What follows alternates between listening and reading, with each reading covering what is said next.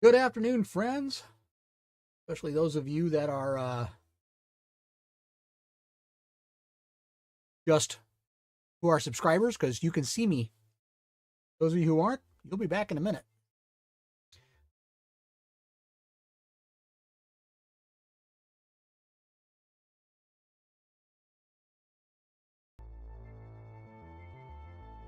All right, there we go. Hey, Kit. Welcome, welcome, welcome. Guess what's up on the screen? Yours. So I'm just going to give it a minute here because I know there's an ad break that's kind of running. It's got about 15 seconds left. And once that's done, we are going to get started with yours. Let me put the link into the chat.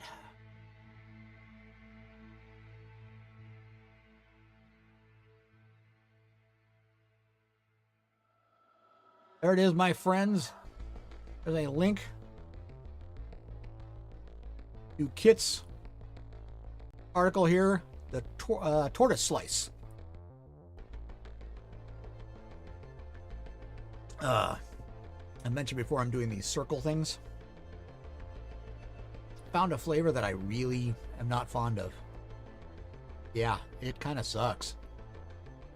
Really. Oof.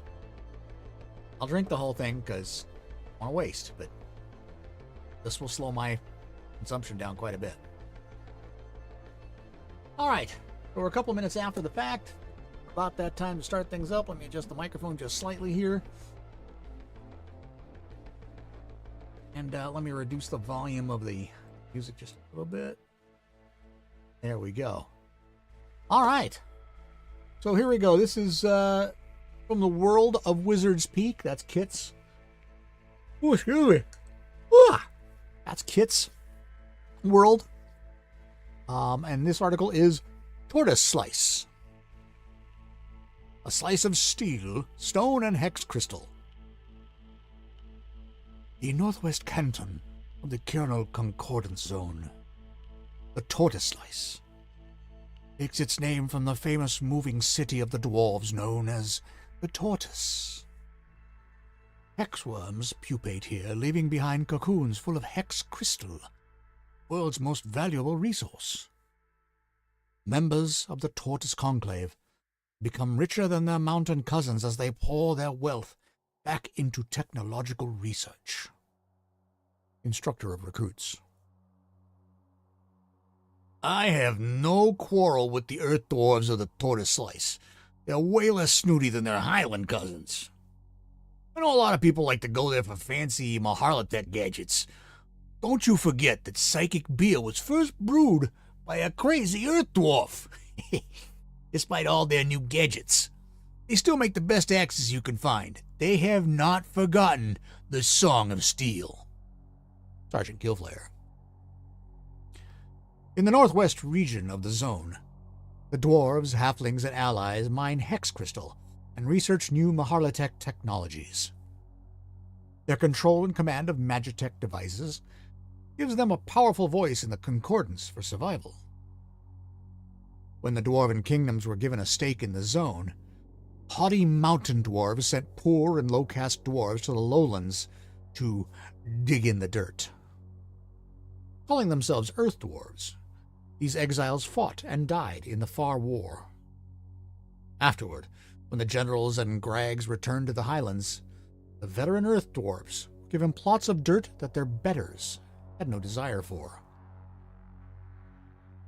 Until the discovery of hex crystals in the Maharlatek Revolution, now these so-called dirt dwarves are wealthier and more powerful than their mountain cousins. The Thanes and the Grags have returned to the zone to try and claim a stake in what they foolishly gave away. The Northeast Gate. The Northeast Gate provides access through the pit wall to the Tortoise Slice and regulates goods coming in and out of the Manifest. This heavily fortified checkpoint is guarded by soldiers of the Hex Crystal Battalion. Traders, mercenaries, and travelers pass through on days of trade or harvest. Grag overseers inspect everyone and everything entering through the gate. On days of war, the gates are closed. The rocky sky fortresses float towards the wall to repel invaders.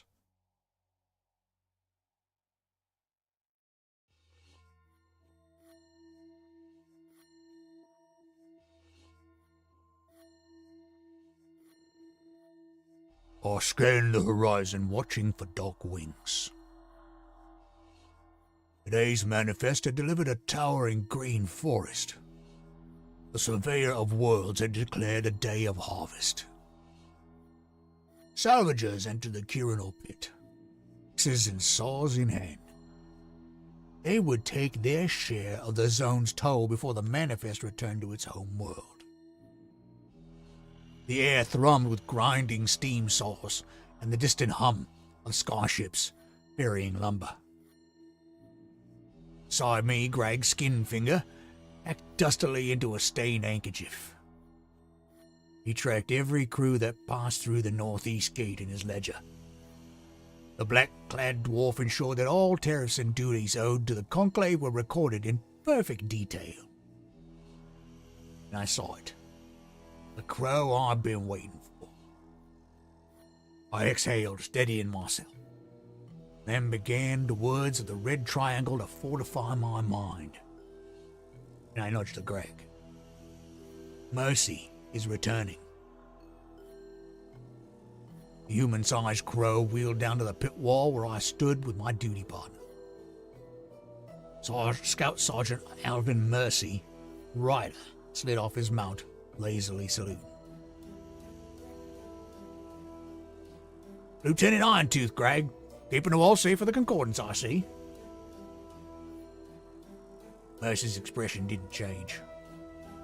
I saw the smirk in his eye. The Greg acted a cough. Lieutenant, this halfling was assigned to search Sector 42, wasn't it? This halfling's named Mercy, but it's Scout Sergeant to you, Greg. You best watch that grackle. One strong cough and you'll blow off this wall. Sighed. Oh, I messed that up. This halfling's named Mercy, but it's Scout Sergeant to you, Greg. And you'd best watch that grackle. One strong cough and you'll blow off this wall. I sighed. Enough flirting, you two. Just tell us about Sector 42 and you can get out of each other's hair. Greg turned his attention to Mercy and I could feel the spore-ridden mind skittering over the surface of my thoughts. As ordered, I flew recon over the mushroom grove in Section 42, Mercy said smoothly. Just ordinary non-sentient fungi. Nothing to report. The skittering intensified and Mercy and I winced as the Greg pressed harder. Right on cue, I pointed down to a cart exiting the gate below. Greg, isn't that just a quick fingers?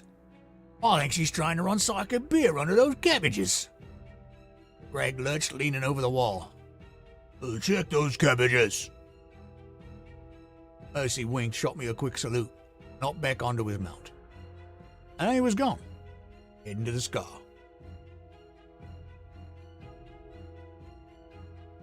Ska here. The Earth Dwarves built well when they constructed Skar Hyrkos, their fortress in the dirt. They dug deep, raising walls using the ruins of Quirinal and stone quarried from the manifest itself. Their halfling allies from the Warmshires joined them, reinforcing the stronghold, now squats unyielding on the edge of the pit. The name Skar Hyrkos means shield against chaos in Dwarven, and it has earned that title well. The Scar, the only one of the 8 fortresses never to be breached. Over time, it has been fortified with Maharlatech defenses. Most impressive of all are the 3 flying citadels, each powered by salvaged multiversal dwarvish magitech. The reluctant Grag.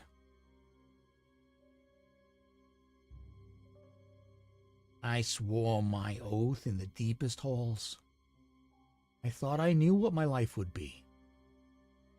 My hopes were dashed when I was assigned to dirt duty in the Quirinal Concordance Zone. An exile. Punishment. I could not imagine a fouler, more impure place for a Grag to be sent. How? I have tasted foods from 100 lands. I have read books from across the multiverse. I have seen new worlds in the manifest with my own eyes. I discovered love with the most beautiful girl I have ever seen. All of it was against my oath. I was waiting for him when he landed in the area of Scarhair Coast. I greet thee, Scout Sergeant Ryder, in the name of Commander Crystalhand, whom I have the pleasure of serving. The dusky halfling scout grinned. I told you, Killin. You can call... Oops. I told you, Killin, you can call me Mercy. I smirked. On duty, you are Scout Sergeant Ryder, and I am Greg Stormtoe. I have been instructed to take you to the Chimera War Room. As you wish, Stormtoe, I have a report for the commander. We left the area, walking through armories stacked with cannons and heavy armor. We walked up from the pit wall, unbroken and vast, circling out around the pit. We ascended the gangway leading up into the Sky Citadel Chimera, our assigned flying fortress. Inside the war room, we found Commander Crystalhand's second captain, Bernard Sundown, a golden-shelled kappa from the warm southern lands. The turtle man saluted smartly. Mercy, Greg Stormtoe, the commander has returned to the Tortoise. You may make your report to me. Yes, Captain, replied the Crow Rider. As ordered, I inspected the giant mushrooms in Sector 42. Nothing unusual aside from their size. Thank you for the report, Scout Sergeant. And the captain turned to me. Greg Stormtoe, you are dismissed. I knew it was coming, but by my oath that I object. Captain Sundown, is a Greg of the Halls. I must be present for any formal discussion so that I may report to my superiors. The Kappa's reptilian eyes locked onto mine. Understood, Killin. Formal discussions have ended. Pause. No change in his expression. Percy and I are going to talk about fishing.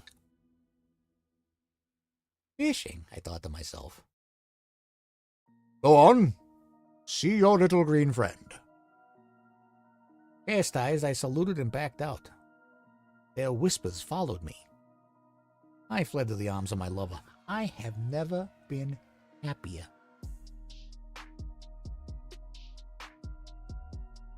The Tortoise is a mile-wide domed city on rails, traveling towards or away from the pit based on danger or profit.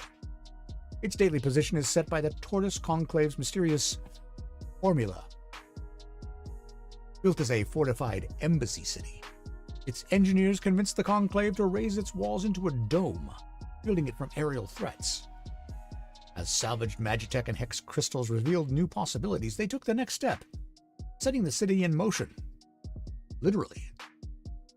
Now a densely packed, multi-tiered arcology, the Tortoise is alive with industry.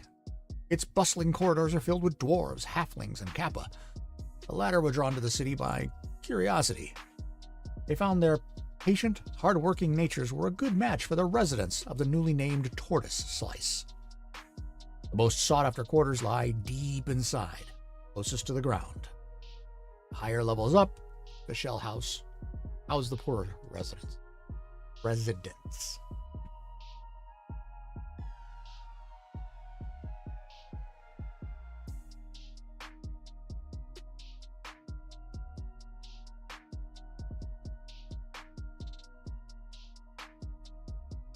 I wait at Scoot 13 where shit gets done.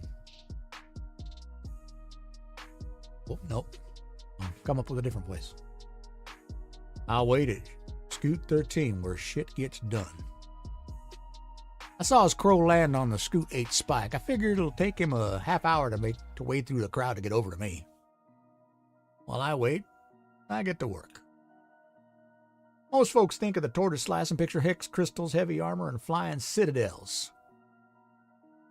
What they don't think about is all the worm frass that industry creates. That's what I think about because I'm the one sifting and shoveling out the tortoise's ass. I spot the hooded figure out of the corner of my eye. Without looking up, I grab an extra shovel and toss it over. Best get to work, Alvin. This poor pile of worm shit ain't gonna shovel itself. A sigh. Harker, time is... Whatever it is can wait until we've got this frass sifted and sorted. Shifted and sorted. The halfling sighs again. He stumbles a little, but grabs the shovel and gets to it. Say what you will about the little bastard. He's strong for his size and he doesn't slack. I'll note that for later. Minutes pass and then we hit the real prize. Hex crystal flakes that I had buried just deep enough to escape notice. The moment we touch them, illusory duplicates shimmer into view, taking our place. Mercy and I slip away with the next sift change. We weave through the bustling steel corridors of the tortoise, moving towards the head. Mercy starts to speak. I need to put a finger to my lips, nod towards a pair of Gregs in the crowd.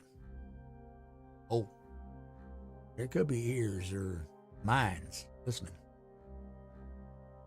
We make our way past homes full of laughing children, forges with smiths tolling in the ways of our ancestors, workshops buzzing with artificers, crafting our future. The air's thick with the scent of bacon bread and mushroom beer. Smell of dwarven hearths mixing with the tang of molten steel, the smell of the tortoise. I remember when none of this was here. I remember laying the first stones of Scarhair Coast. I remember the first steel beams of the carapace, long before the city moved on the tracks. Crowded halls tighten as we enter the neck, the fortified corridor leading to the head, where we steer the beast I helped to build. Shake my head before the defenders can snap a salute. They allow us to pass without a remark. Finally, we reach my quarters. I hesitate for a breath. Pride and shame. Poor dwarf who first came to the dirt would never believe how grand his station would one day be. Would he admire what we've built?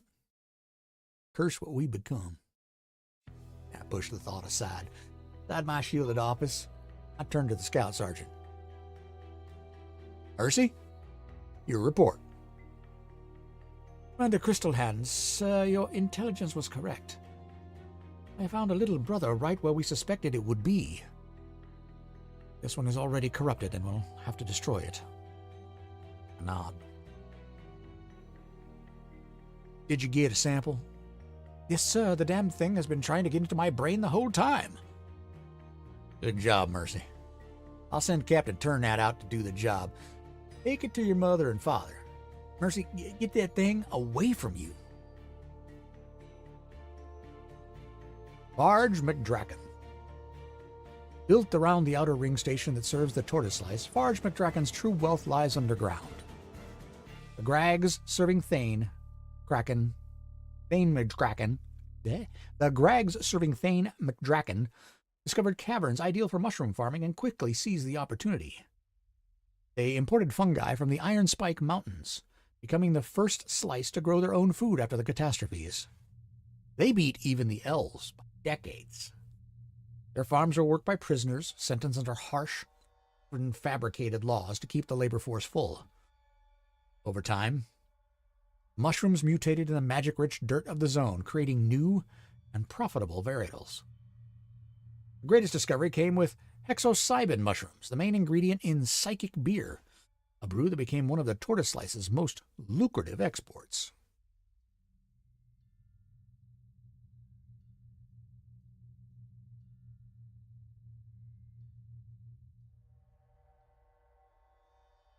I'm trying to figure it out.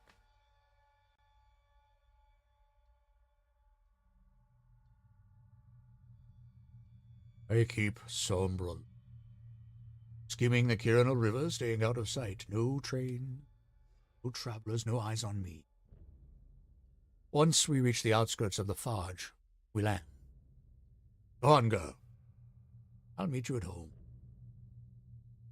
Sombra fixes me with a look, and she takes off for the roost to meet her fellow scouting crows.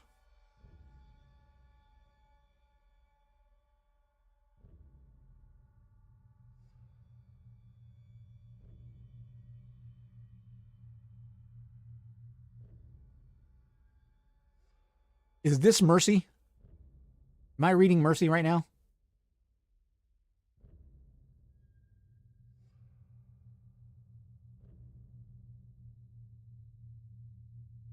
Okay. I'll continue with the voice I used.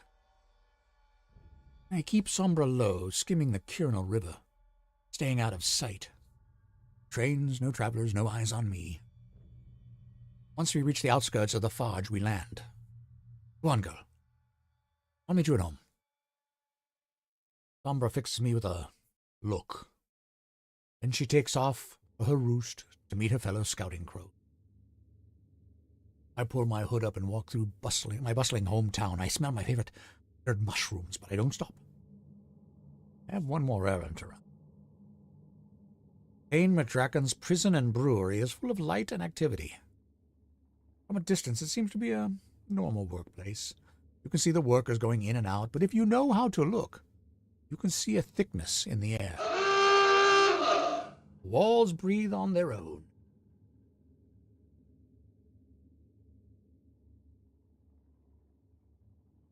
Spores fill the air.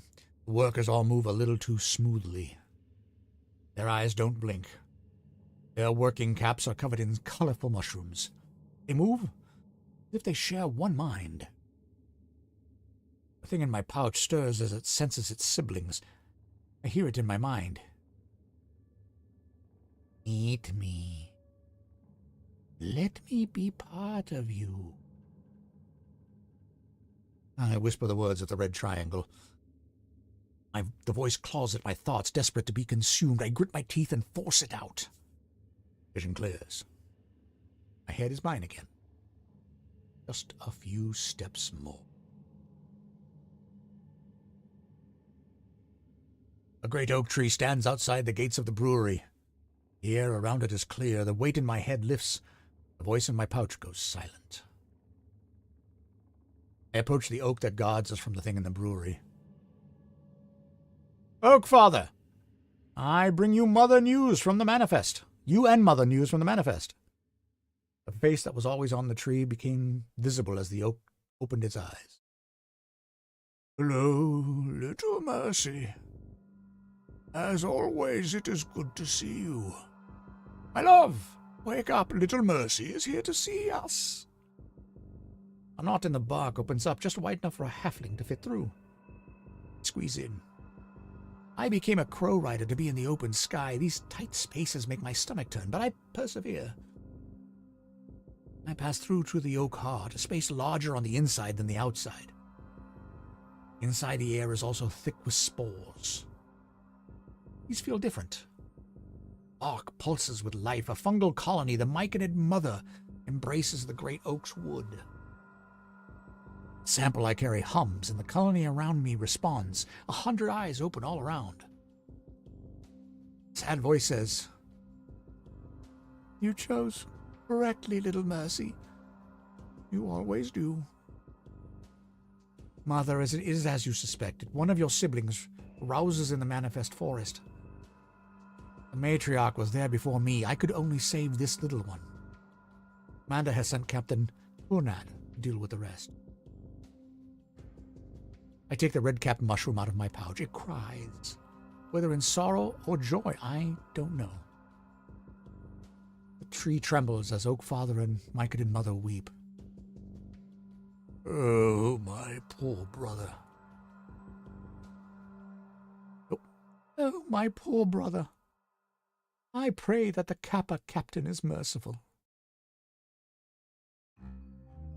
I put the crying mushroom on the ground with its cousins and I turn away. I don't know if mercy is possible anymore. All right. You challenged me again.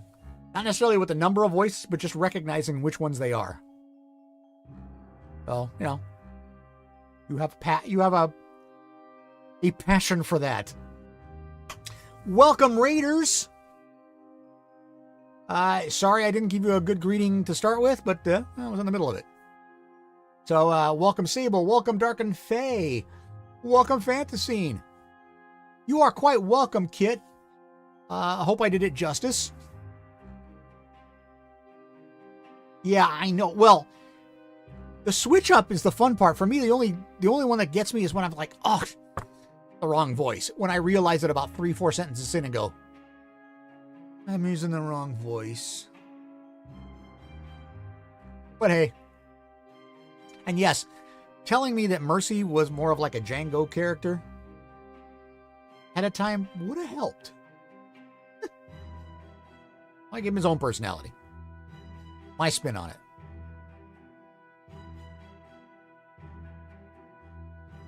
All right. Green Yakuza balls out. Thanks for the follow.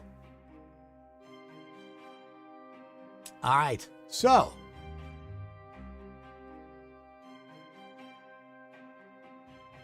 Mercy has Jamie Foxx's voice.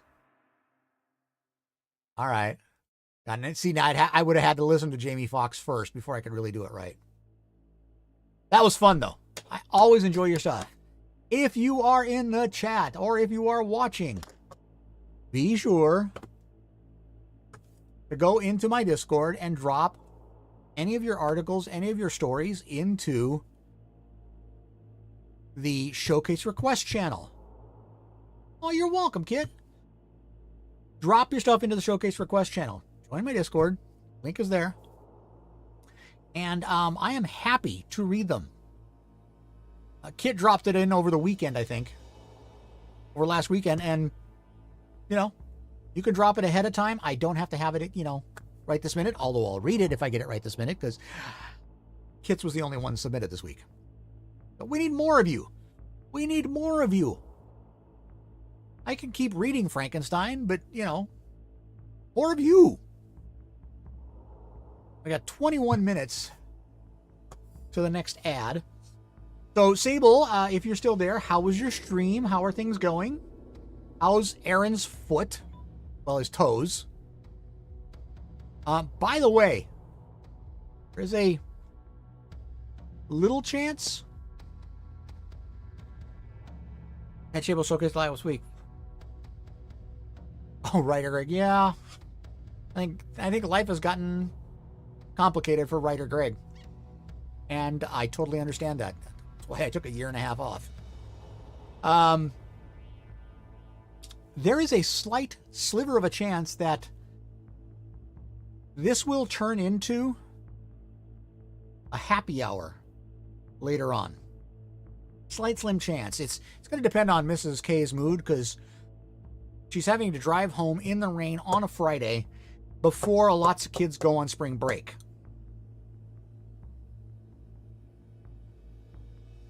Yeah. Traffic could be ugly. Well, had a good chat, found out a writing groove, knocked off some For the Words monsters right before quitting time. Excellent! Excellent. And yeah, hugs to Writer Greg.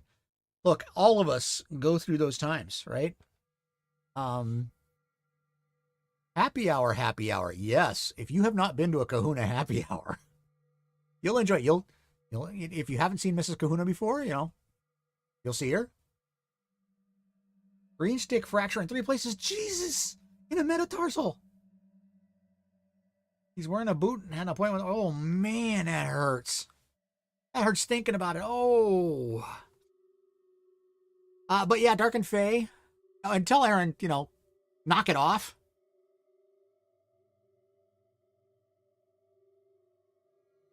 Yeah, I hope so too. I'm sure she'll be fine. But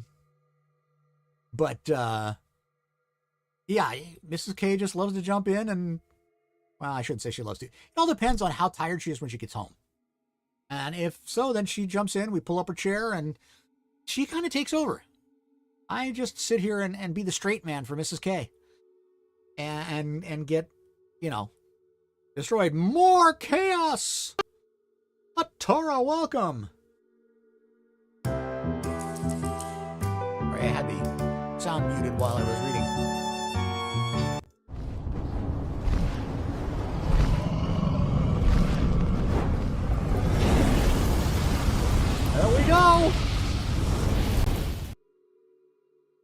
We're all backed up.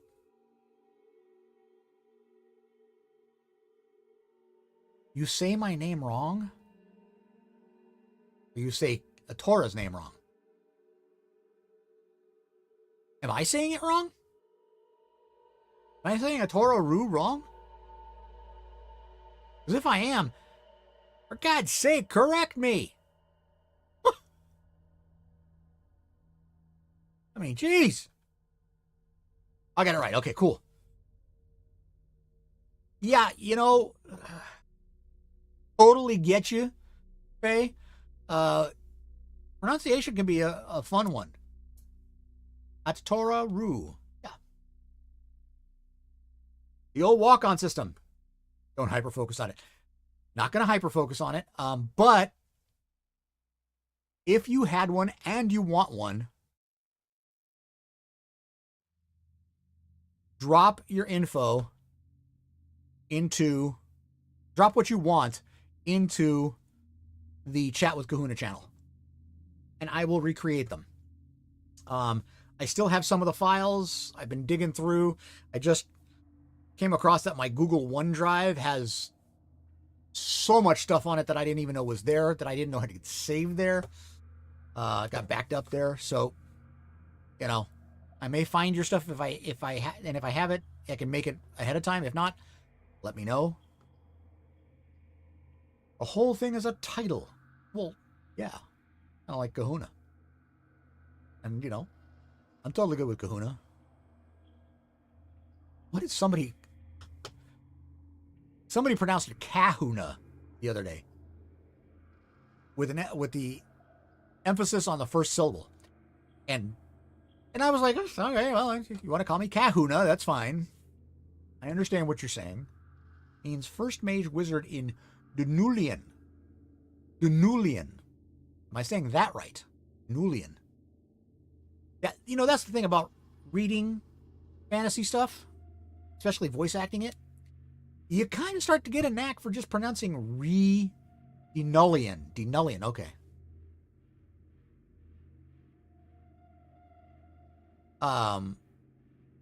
Denullian, yeah, it's... Oh, you know what? If you have one, drop it in there. Once I get to a certain point, then I'll cut it off and I'll make people, you know, save up for it.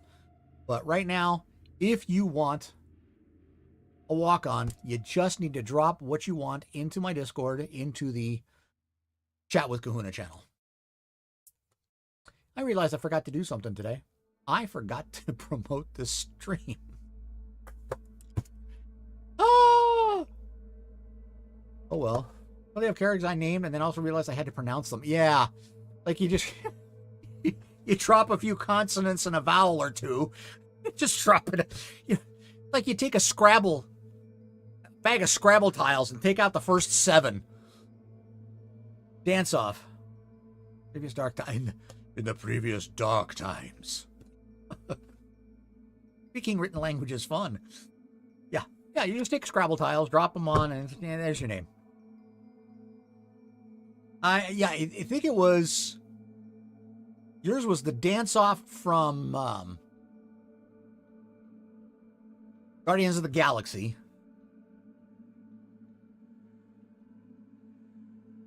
And I think it actually said, dance off, bro. As opposed to the current dark times. Yeah, well, you know. Did you actually put Chris Pratt's face on it? I thought it was just Chris Pratt's face. Triffin. With the silent R. It's also an invisible... actually, it's an invisible R. It's said, but it's not a thing. Dark days, Harry. Dark days, Harry. Dark days indeed.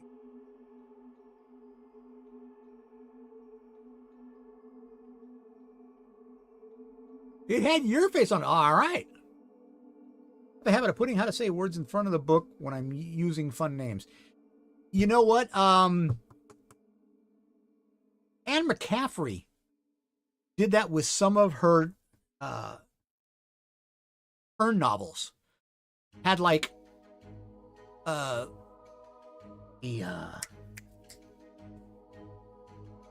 not a glossary, but like an index in the back that was, or an appendix in the back that had pronunciations, how you pronounced the different names of the characters.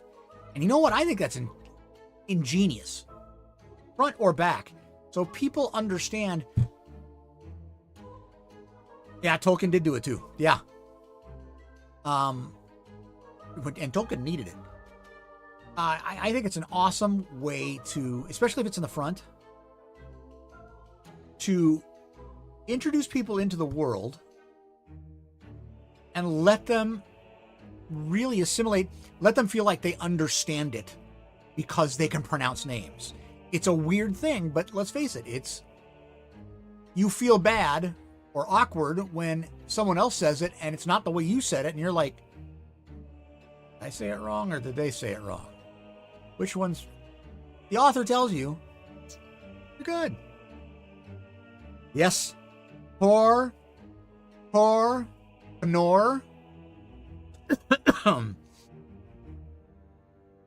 Yeah. Let's see. Who else have we got here? All my Dragon Riders stuff over here. Kevin. This is one of the later books, I think.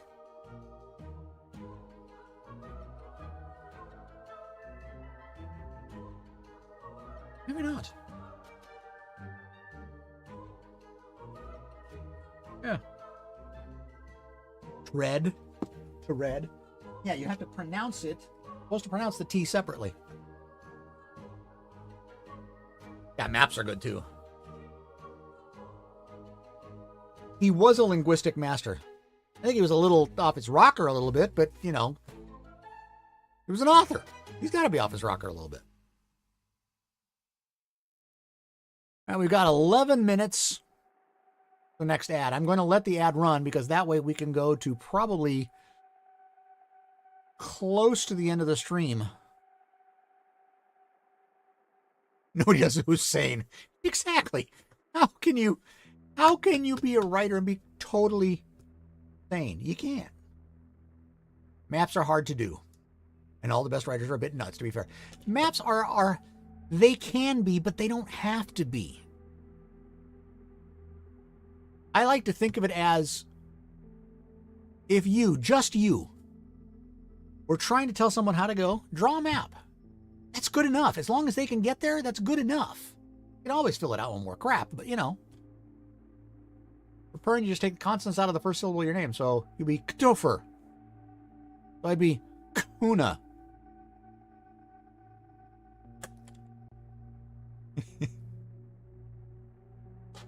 And my real name, I'd be Io. When I was a kid, read books with dictionary beside me so I could look up any unfamiliar terms. Flipping to the front or back to see how names are pronounced is no problem. Totally understand that. We expected sanity here? No. You came here looking for sanity. Sorry. When I was a kid, I read the dictionary. That's where I knew there was something wrong. Only the masculine names, though, Kit. The feminine names weren't like that. Oh. Yeah, because there's a Bethany. Yeah. So, I was a little different. Mine wasn't the dictionary. Mine was the encyclopedia. When I was 11 or 12, I wanted to read the Encyclopedia Britannica front to back. Yeah. Starting at A and go all the way through. I wanted to read it and know everything in it front to back. I think I got through most of the A's.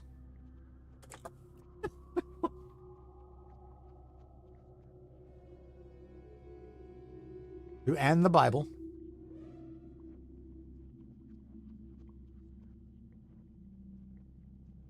Did so thanks to our local library. I got through them all. Nice! I lost interest around that time. Let's see. When I was 13, I started high school. So, yeah, I was one of the young kids in high school. But they announced that there was a group on campus kind of a select group that were the stage crew for the campus theater. And you got paid for it because they actually rented out that theater. So the students would work and get paid for it. I convinced my best friend at the time, hey, let's go do this. He didn't want to, but I convinced him. That's how I got into theater. Into the technical side of theater. Now, I'm here streaming for the occasional subscription on Twitch. And he's making about $150K touring the world doing premieres for DreamWorks and Disney. He didn't want to go to the theater thing. I wanted to go. Irony. I hate you. Okay. Let's see. I literally found my dad in the pantry reading the backs of food cards because, and I quote, he finished his book and needed something to read. See, Mrs. K is the big reader here in the household. And Mrs. K has a TBR stack that is massive. All right, not massive. It's probably, at the moment, it's probably 8 books, 9 books. But she sees a new one come out that she wants. Buys it.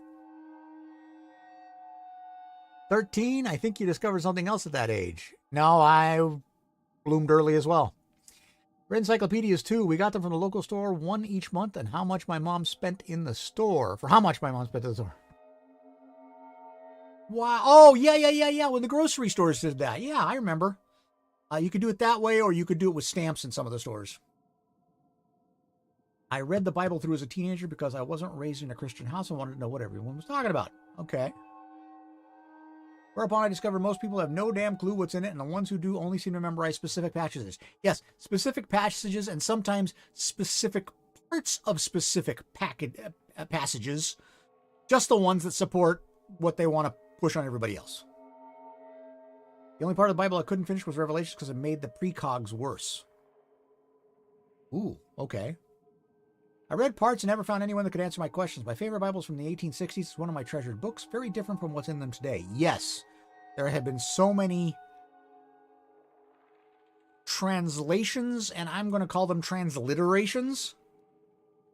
Also read the Quran, the Rig Veda, and pretty much every big religious text that exists. Still haven't made it to the Guru Granth Sahib, but I intend to. More power to you, sister. I remember the grocery store encyclopedias. Yeah, we are old folk in here. Yeah, grocery store encyclopedias, and then they would alternate it. You could go probably like 6 months with the encyclopedias, and then it was like the Corningware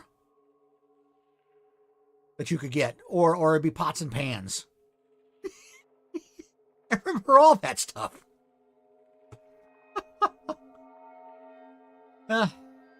I'm still looking in showcase requests. Nobody's put anything in there.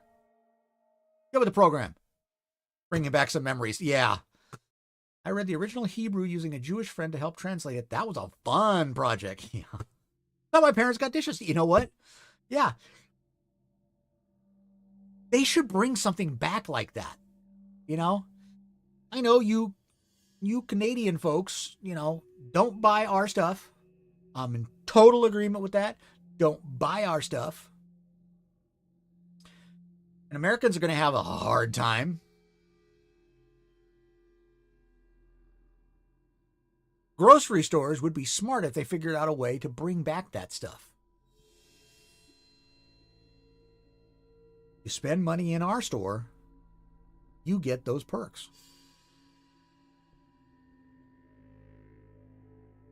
Okay, my mom always wanted to read the original Hebrew texts. I can let you read my funny 31 challenge story. Stable read on hers the other. Sure. Teach us Americans a lesson. We are being naughty. Yeah.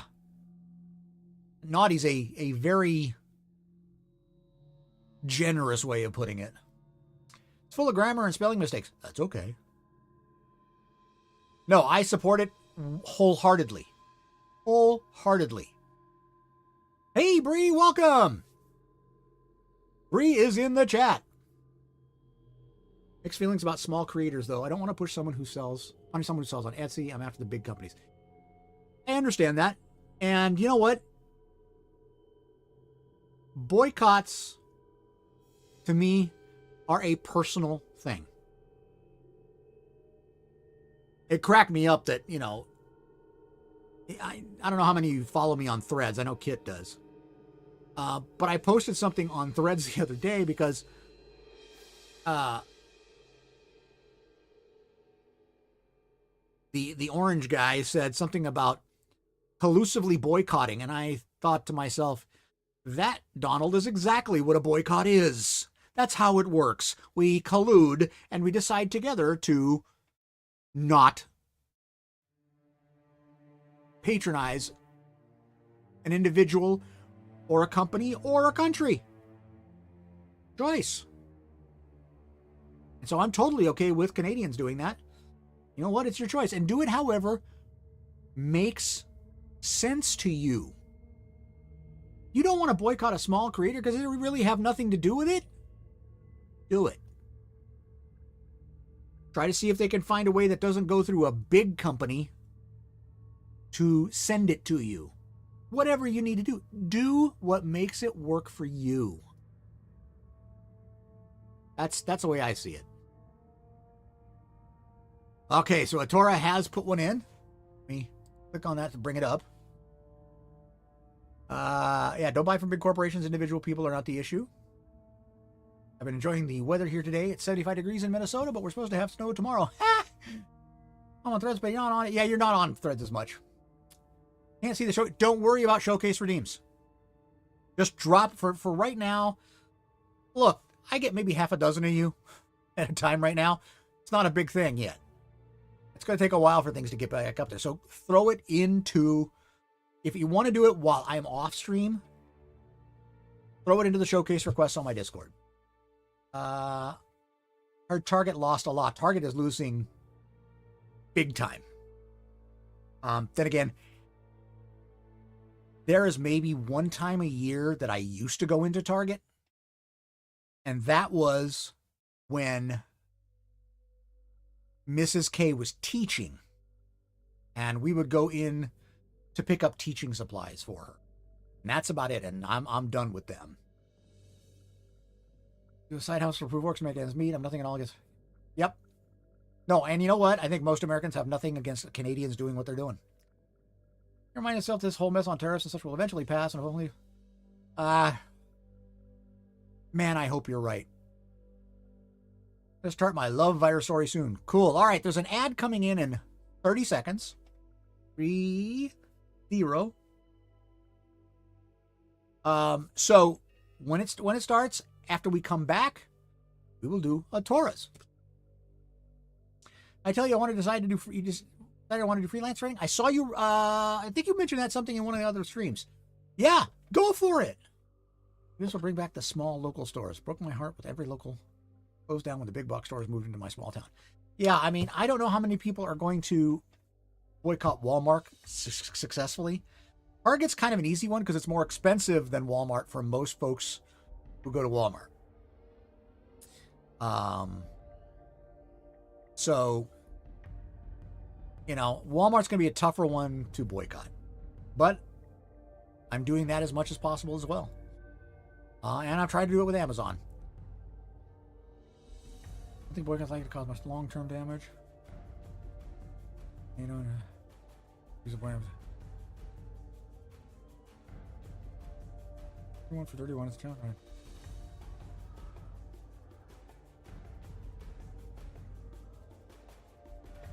Yeah. Oh, okay. All right, so we're in ads. For those of you who have subscriptions, thank you. And, I'm still here.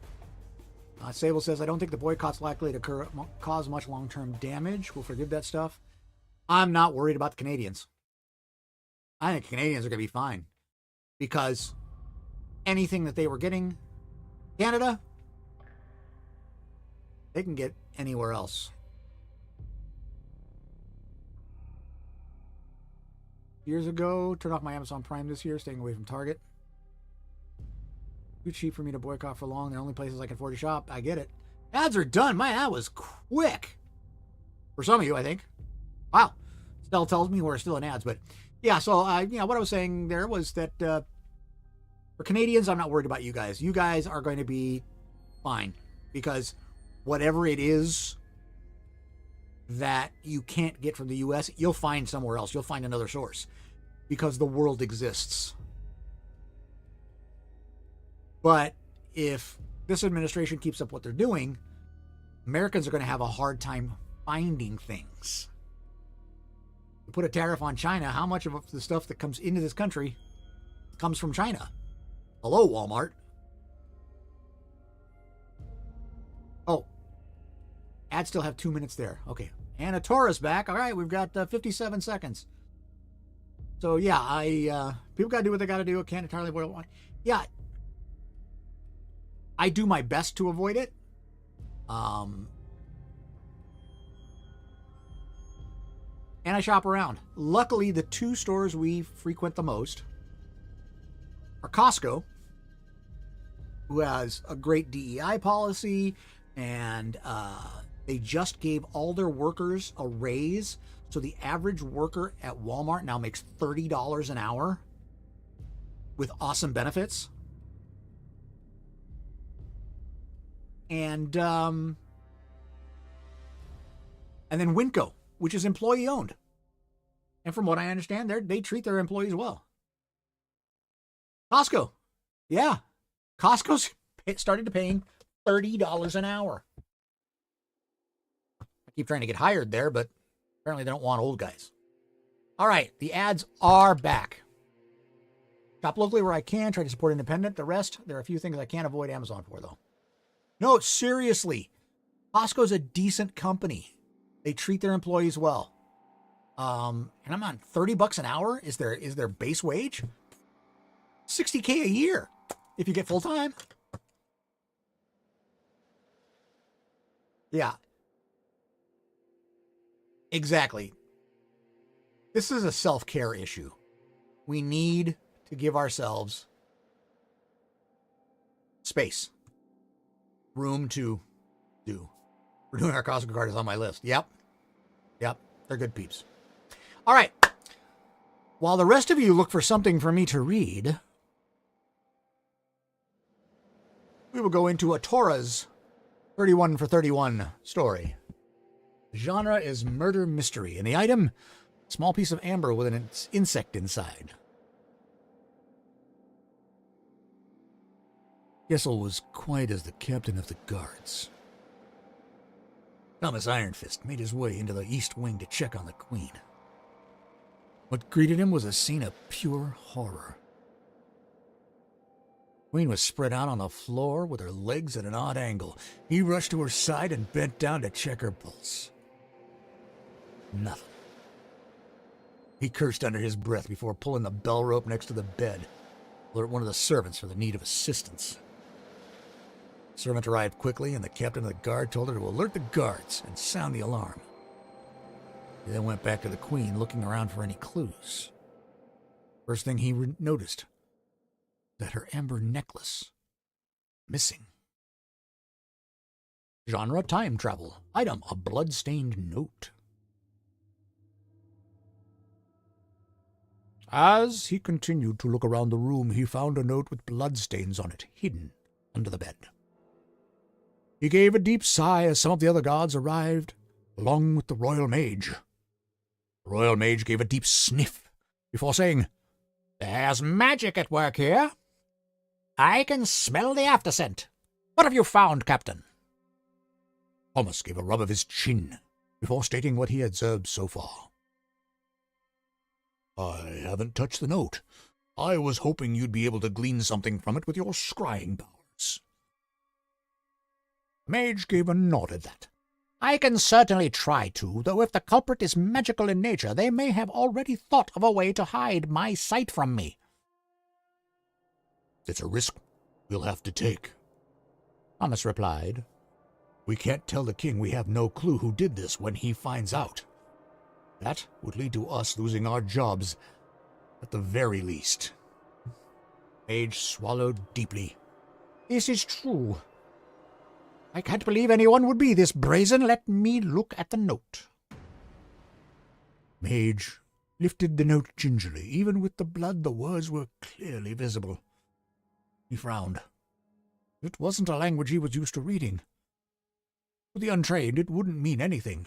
He was versed in Draconic, thanks to his training at the Transway University. It was where the Mage Council was located. The university was part of the Temple of Tabe. Oh? What does it say?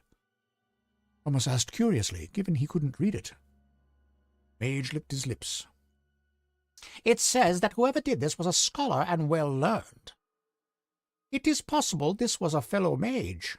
It also says, "You will find me within the mists of time." I have no idea what that may mean. Rest assured, I will endeavor to get to the bottom of who could have done this at once. Scrying? Thomas pressed. The mage sighed before closing his eyes. Finding the tread of magic was pretty easy. A type of battle magic, yet subtle. It wasn't a fireball or anything so crude. This was something yet tiny, yet deadly. He didn't recognize the spell yet as he followed the thread. To the user, he let out a shiver. It can't be. That is impossible. Genre, Western. Item, picture of a loved one. Scene that played out was a strange town surrounded by desert. First, the mage believed the town was one in the Ad-Nelebian desert. As the thread zoomed in, he could see that the people of this town were dressed completely differently. He'd never seen such clothing before. He watched as a man rode into town on a large horse. The man was wearing a strange hat, wide rim, looked like a dent in the center. It was tan in color, yet it was metal spurs on a man's boots that caught his attention next. The man jumped down from his horse and entered a building. Mage followed him. Two wooden shutter doors swung open together, and on the inside was a tavern of sorts. A group of men were playing a card game at one table, and a very large young woman serving drinks in very tiny glasses. The mage just blinked at the fact that he knew he was seeing something not from this world. The man in the hat approached the bar. "Whiskey," he barked. Voice was harsh, unpleasant. Again, made the mage shiver. The barkeep was a skinny fellow that, to the mage, clearly needed a good scrub with soap root. He was actually glad these visions didn't come with scent involved. Sounds and sight was enough. Barkeep poured the drink and handed it over to the man, not even bothering for payment. Did you catch him, Sheriff? Barkeep asked the man in the hat. "You betcha. Got him sitting in the lockup as we speak." They caught for it? Did they? Heck, they be claiming it was a devil done this. I reckon I'd have to take another look and see at the site tomorrow. Can't be too careful, gotta make this one stick. Barkeep laughed. Rather you than me, I ain't gonna go anywhere near that place. Folks say it's haunted, you know. The stories that are told about that place, Sheriff, of course, most of them seem to be horseshit. There's something to them. Strange things go on there. All types of sounds and sights. That's what the folks say. My boy Oscar went up there once. He ain't been right since. Well, now who's talking shit, Walter? Sheriff laughed. Your boy ain't been right since the day he was born. But true that. But after going up there, he's been worse. Has the most terrible nightmares. Sheriff frowned. You ain't gonna scare me off all that easy. Genre, survival, a long feather. Barkeep just grinned as the sheriff finished his drink in one swallow and headed back out of the bar. Mage followed him, not sure where this vision was leading him. Sheriff mounted up on his horse again, headed out of town into the desert. Mage squinted at the cactus plants. They were taller than the ones he knew. The desert was hot and dry, unlike the ones in Denul, where it was hot but moist, or rather humid was the word. After a couple of hours of riding, the sheriff reached a canyon with deep walls. He led the horse down into the path, winding down to a river. On reaching the river, he paused to let the horse take on water, and he refilled the water flask. He followed the river upstream until he reached an old mining claim. The claim had been long abandoned, yet he knew he wasn't alone. A long eagle feather had been hung above the door of the cabin. It was a warning. Keep others away. Sheriff hitched his horse to a fence and approached the cabin silently. The mage was impressed at how stealthily Sheriff moved. As the sheriff pushed open the door, he braced himself for what he might find. The place was empty. The main room was covered in dust, and yet the sheriff felt he wasn't alone. There was a strange hum in the air, and the mage stiffened. He knew the afterglow of magic. It was what had brought him here in the first place. There was a mirror on the table. As the sheriff looked into it, he saw the mage standing behind him, watching him. The mage gasped, taking a step back as the sheriff spun around with his gun drawn. Show yourself, demon! He barked. The mage screamed as he felt himself sucked through the mirror into the room with the sheriff.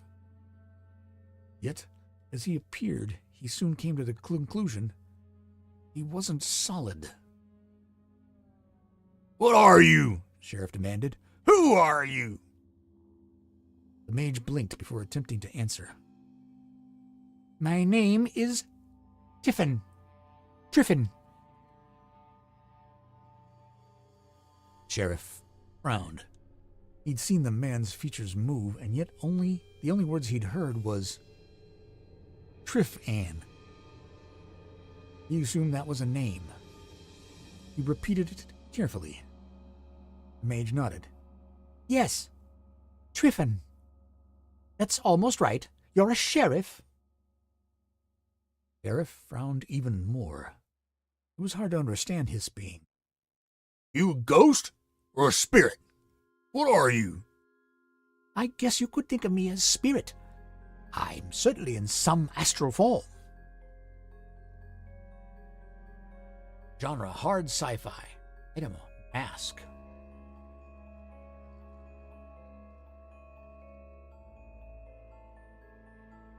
As they studied each other, the door to the bedroom opened, causing both of them to gasp. A strange-looking creature walked out and stopped on seeing them both.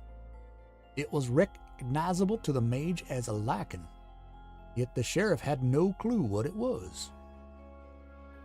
He trained his gun onto the lichen, who just grinned.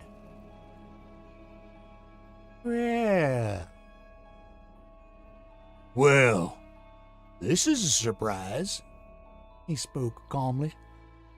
Are you after the dwarf as well? Are you after the dwarf as well? Both men could understand the creature, and the mage saw that he held a device in his hand that was clearly being used to translate their words. The lichen was wearing a strange suit, which they had both never seen before. His face was covered by a mask, fire symbols on it. Me and my crew tracked the dwarf to this quadrant a few days ago. Me and my crew tracked the dwarf to this quadrant a few days ago. I assure you both we mean no harm. Once the criminal is caught, we will be on our way with him. He will face justice for his crimes. My magical friend Why don't you join us on this plane properly? The mage found hit the like and pressed a few buttons on his device, and the mage found his form solidifying quickly. There, that's better. Now we can all talk properly.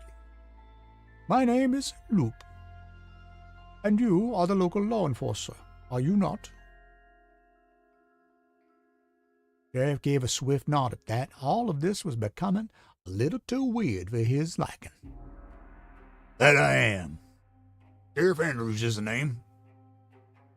Lycan, who had revealed his name to be Loop, gave a nod. And you are a mage of some kind, I believe. I overheard you say your name was Griffin. Pleased to meet you both. Mage gave another shiver. I am the royal mage Griffin of Transway. I serve the king of Denul. Lycan gave another grin. Ah! No, I haven't been in those lands for some time. We are travelers of different worlds. Seems our criminal has learned to do so also. We have been following him across the different universes for some time. In each one he has committed unspeakable crimes. I trust that is why you are both searching for him. He is a dwarf, or small person. You would likely refer to him as Sheriff. He uses a form of what you refer to as magic. I suspect Griffin. However, it is more than that. It is an advanced form of technology that he has stolen from our people. We may have to work together in order to stop him. We believe he has a reason for those actions. What they are, we cannot begin to fathom. Interesting. I like the way the stories change. And of course, I was having fun changing the narrator each time. Let's see. Haven't written anything showcaseable recently. Lots of novel first drafts up, but nothing posted on WA. Okay. It's fine. Get with it. Who am I to tell? I haven't finished a chapter in mine yet. Actually, that's not true. I think I finished 3 chapters. I'll get back to it at some point. Probably on one of these Kahuna work streams. By the way, gang, quick note. I will not be live Monday or Wednesday. Mrs. K and I are going camping. Yes, we're going to try camping again. Hopefully to, not repeat the last one.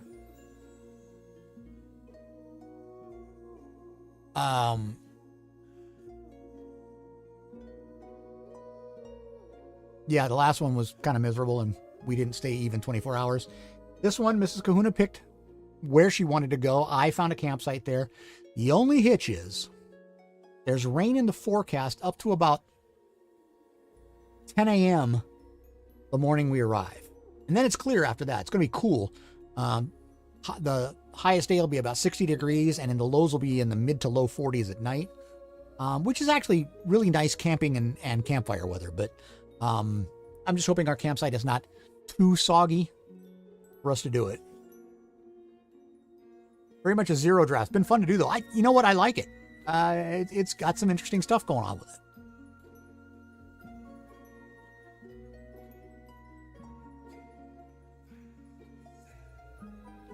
I've been dealing with somebody for the last few days. The guy's wife apparently incorrectly zelled me $400. Not my money. So I returned it. Well, I tried to. Apparently you can't do that through Zelle because it looks like a suspicious transaction. So I had my bank return it. Hasn't gotten to his account yet. So gonna take a nap. Thanks, Sable. Nap away. Enjoy it. Yeah, so now he keeps coming back to me. He's like, they've already taken the money out of my account. It's already gone. He's like, well, where's the money? I'm like, I don't know. Ask your bank. Not in my account. Here's the transaction. See ya. He keeps bugging me. So he's going to have to just wait on it. Nothing I can do about it. Hope it's not wet for the tent. So I actually lay a tarp down underneath the tent. So just to give the tent something to sit on in case the ground is wet, so that the tent itself doesn't get wet. So I'll be doing that, but as long as it doesn't rain, we should be fine. Your Mrs. K just got home? Awesome, Kit. Go have dinner. Go enjoy time. You kids, Mrs. K, whatever you're going to do. I haven't heard from my Mrs. K yet, so then I don't expect to for a little while. Probably close to the normal end of this stream is when I'm going to hear from her. If she says yes to happy hour, I'll stay on. So there's that. You are welcome for the raid. Thank you for sharing it. And Sable, thank you for the raid. Very awesome. Thank you so much. Okay. So what do we got here? We got 13 minutes for the next ad. So I'm going to snooze this ad.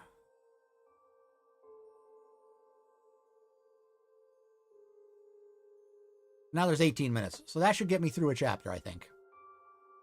So we're back on to Frankenstein. This is chapter 14. Now, last Friday, what we got through is we started to hear the story from the creature himself, what he has been doing since he left Frankenstein's laboratory. He has started to learn to speak. He has, thanks. He started to speak. He has learned to speak by watching the inhabitants of a cottage, an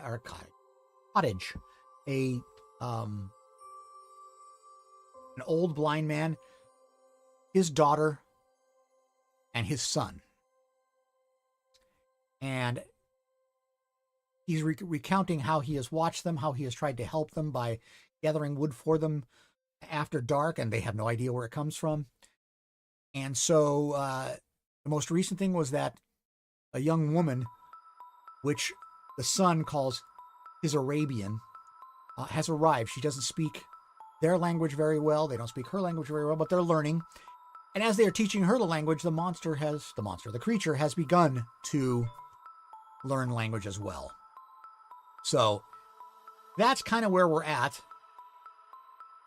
And we continue.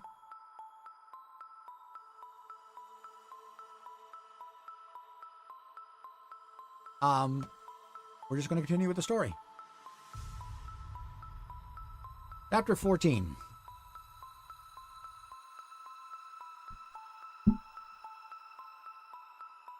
Some time elapsed before I learned the history of my friends. It was one which could not fail to impress itself deeply on my mind, unfolding as it did a number of circumstances, each interesting and wonderful to one so utterly inexperienced as was I. The name of the old man was de Lacy. He was descended from a good family in France, where he had lived for many years in affluence, respected by his superiors and beloved by his equals. His son was bred in the service of his country, and Agatha had ranked with ladies of the highest distinction. A few months before my arrival, they had lived in a large and luxurious city called Paris, surrounded by friends and possessed of every enjoyment which virtue, refinement of intellect, or taste, accompanied by a moderate fortune, could afford. The father of Safie had been the cause of their ruin.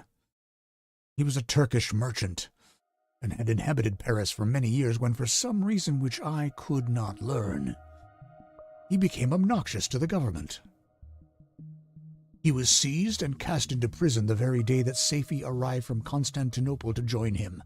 He was tried and condemned to death. The injustice of his sentence was very flagrant. All Paris was indignant. It was judged that his religion and wealth, rather than the crime alleged against him, had been the cause of his condemnation. Felix had accidentally been present at the trial. His horror and indignation were uncontrollable when he heard the decision of the court. He made at that moment a solemn vow to deliver him, and then looked around for the means. After many fruitless attempts to gain admittance to the prison, he found a strongly grated window in an unguarded part of the building, which lighted the dungeon of the unfortunate Mohammedan, who, loaded with chains, waited in despair the execution of the barbarous sentence. Felix visited the grate at night and made known to the prisoner his intentions in his favor. The Turk, amazed and delighted, endeavored to kindle the zeal of his deliverer by promises of reward and wealth. Felix rejected his offers with contempt. Yet, when he saw the lovely Saifi, who was allowed to visit her father and who by her gestures expressed her lively gratitude, the youth could not help owning to his own mind the captive possessed a treasure which would fully reward his toil and hazard.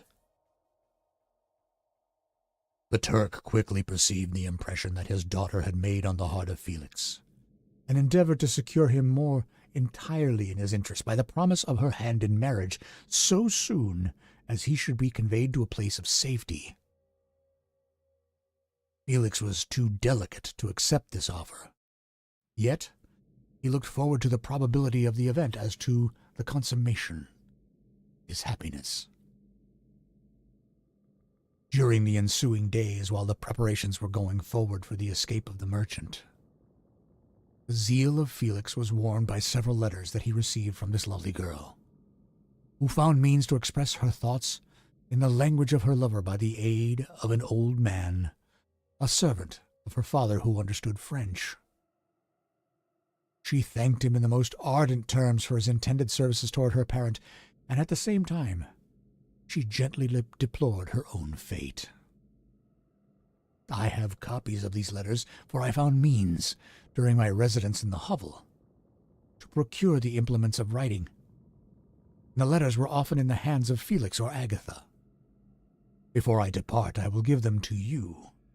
They will prove the truth of my tale, but at present, as the sun is already far declined, I shall only have time to repeat the substance of them to you.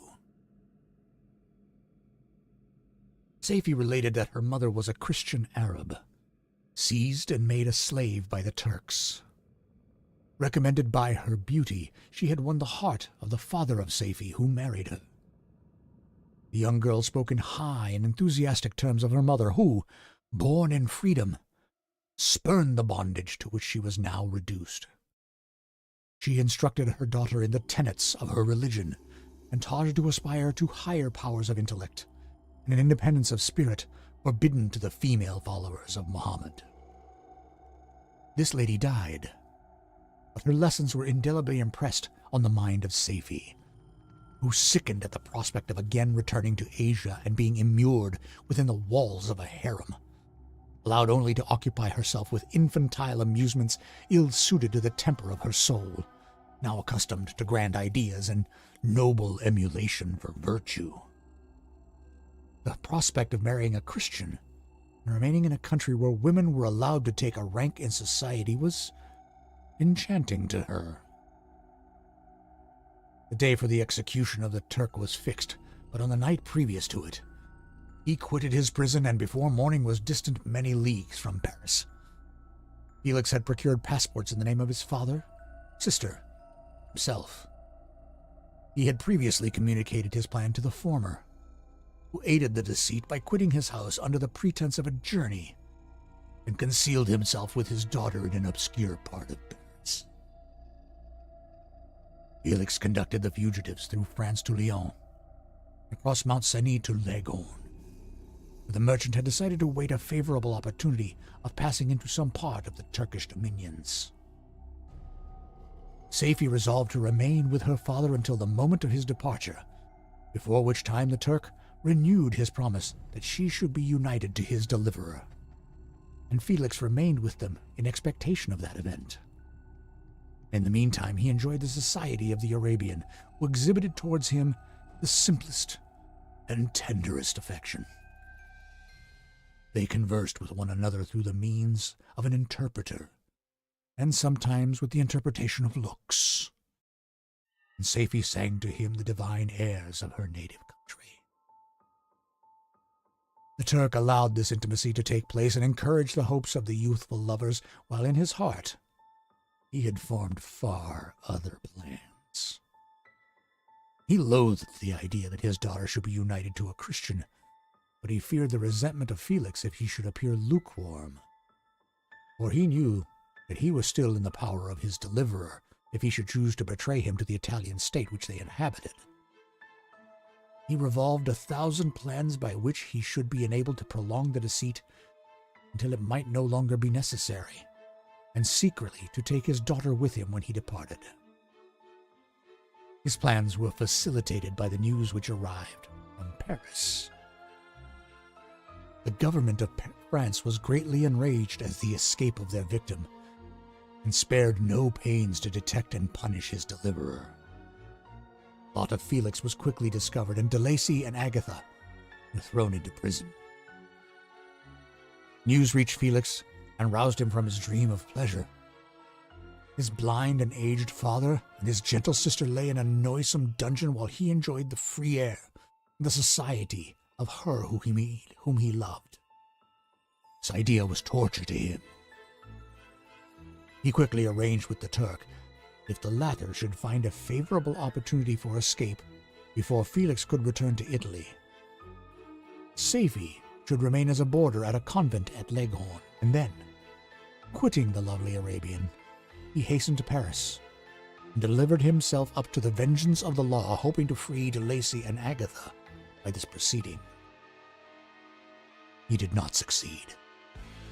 They remained confined for 5 months before the trial took place, the result of which deprived them of their fortune, condemned them to perpetual exile from their native country.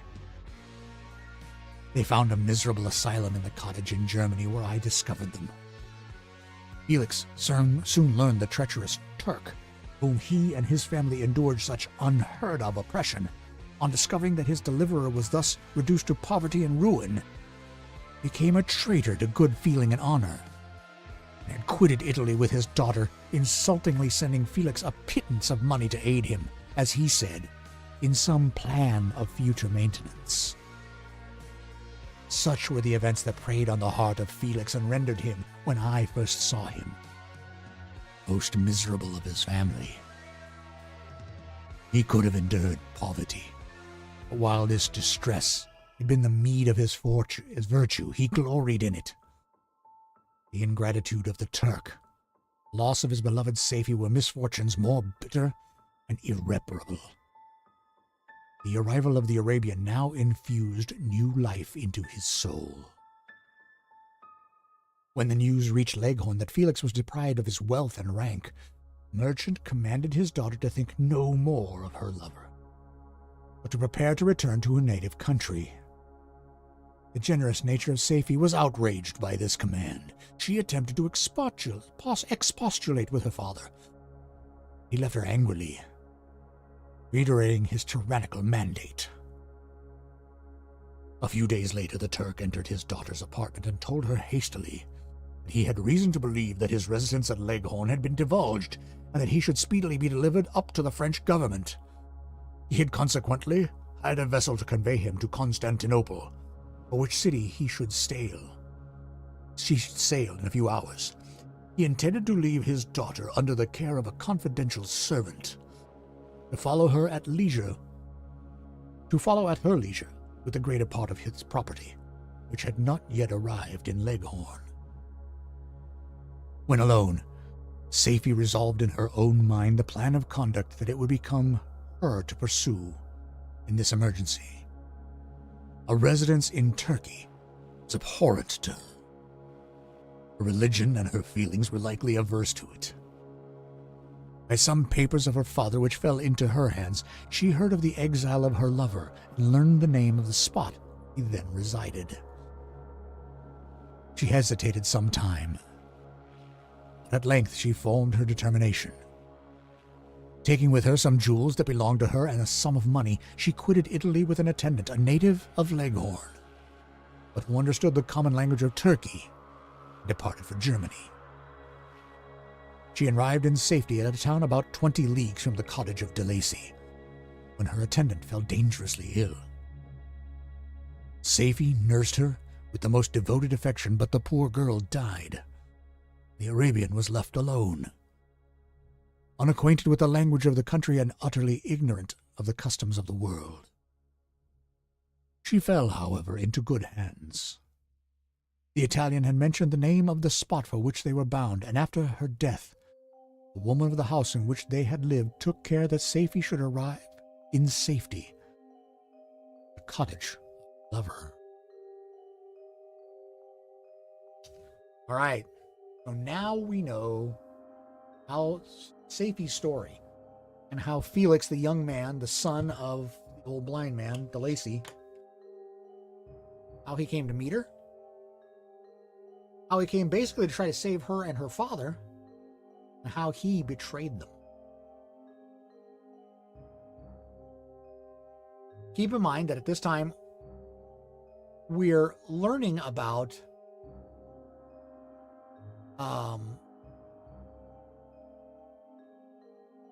what the creature is learning. He has seen nothing but good in these people, good, hardworking people who are just scratching. He has seen evil in the sense of how they treated him, but he understands that part of it because he saw his reflection and thought, my God, I am also deformed. I am also monstrous. He's seen these people, and he's seen, now he's heard how another human, as he puts them, has put them in the situation they're in. Sheer treachery. All right, we are 2.5 minutes away from an ad, and I'm going to let this one run. And I'm also going to check while we're at it here. Happy hour tonight.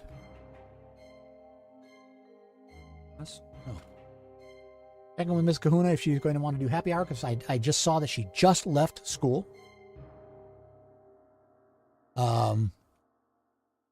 We'll see how it goes.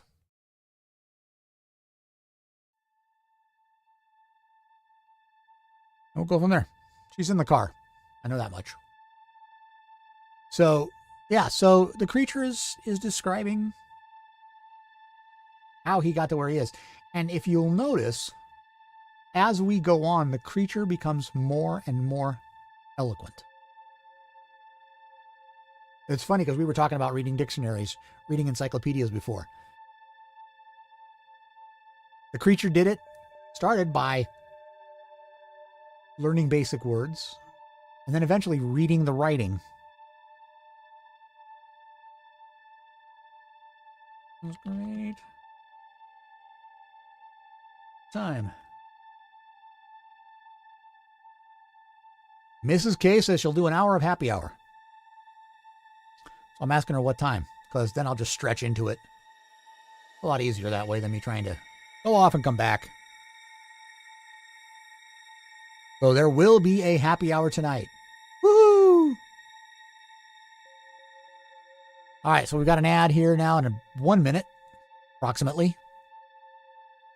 At least that's what it tells me. And then we will do happy hour. And I'll change the description. 4:30. So I will stretch for a half hour beyond this, and then we'll start happy hour at 4:30. So, woo! Happy hour. Happy hour. We start an ad in 30 seconds, so just hang tight. And we'll continue with Frankenstein.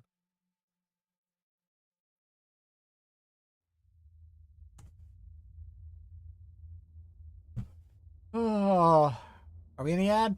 Nope. 5 seconds. Sort of. It says ad starting soon. We'll see when we get back.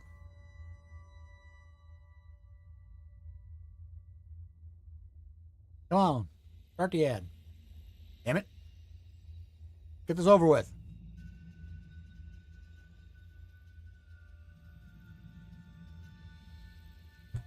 Mrs. K thinks she can do about an hour. We'll go with that.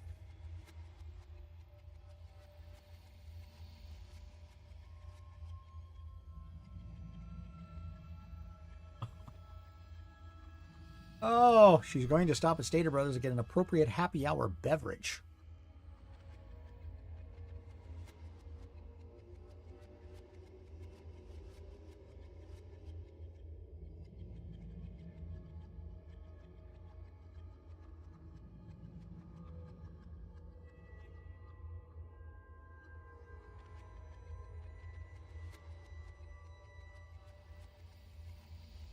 Figure out dinner because normally I cook. Oh, we're in the ad, finally.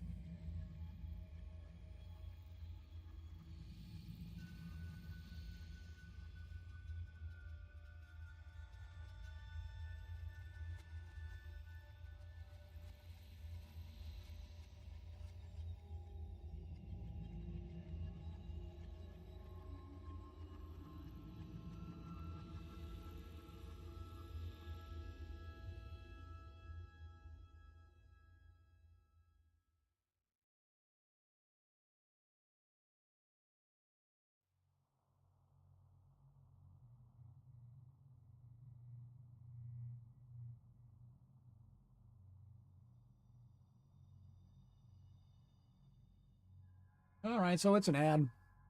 Thank you for subscribers for hanging out with me. Yes, we are doing a happy hour. I'll be starting chapter 15 of Frankenstein here in just a bit.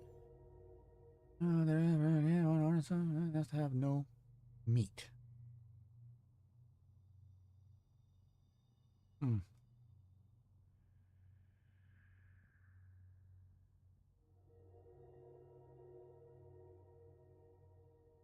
I was thinking.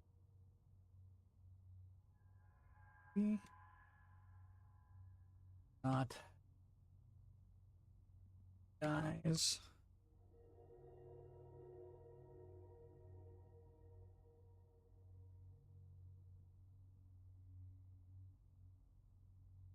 All right.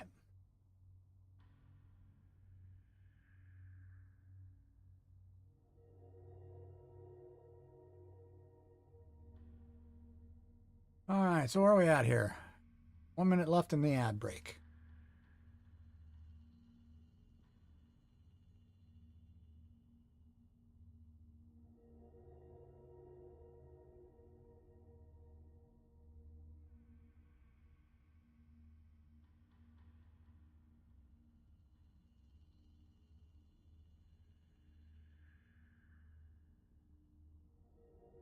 Okay.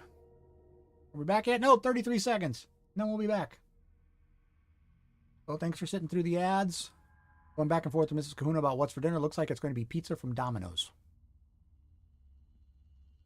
And normally I start cooking about 4:45, but he's going to get here at 4:30 and we're going to start happy hour. I'm not going to start cooking until at least 5:30, and that's late, believe it or not. Well, especially Mrs. Kahuna. She's usually falling asleep by like 8, 9 o'clock at the latest.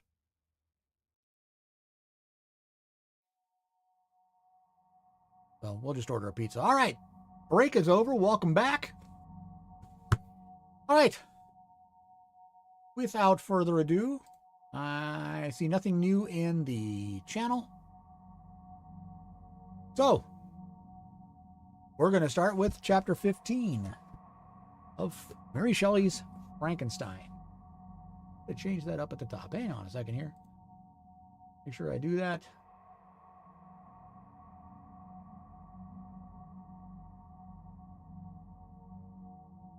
Frankenstein. Hi. Mary Shelley. Okay. All right. Such was the history of my beloved cottagers. It impressed me deeply. I learned from the views of social life which it developed to admire their virtues and to deprecate the vices of mankind. As yet, I looked upon crime as a distant evil. Benevolence and generosity were ever present before me, inciting within me a desire to become an actor in the busy scene where so many admirable qualities were called forth and displayed. But in giving an account of the progress of my intellect, I must not omit a circumstance which occurred in the beginning of the month of August the same year. One night, during my accustomed visit to the neighboring wood where I collected my own food and brought home firing for my protectors, I found on the ground a leathern portmanteau containing several articles of dress and some books. I eagerly seized the prize and returned with it to my hovel. Fortunately, the books were written in the language, the elements which I had acquired of the cottage. It consisted of Paradise Lost, a volume of Plutarch's Lives, and the Sorrows of Werther. The possession of these treasures gave me extreme delight. I now continually studied and exercised my mind upon these histories, whilst my friends were employed in their ordinary occupations. I can hardly describe to you the effect of these books.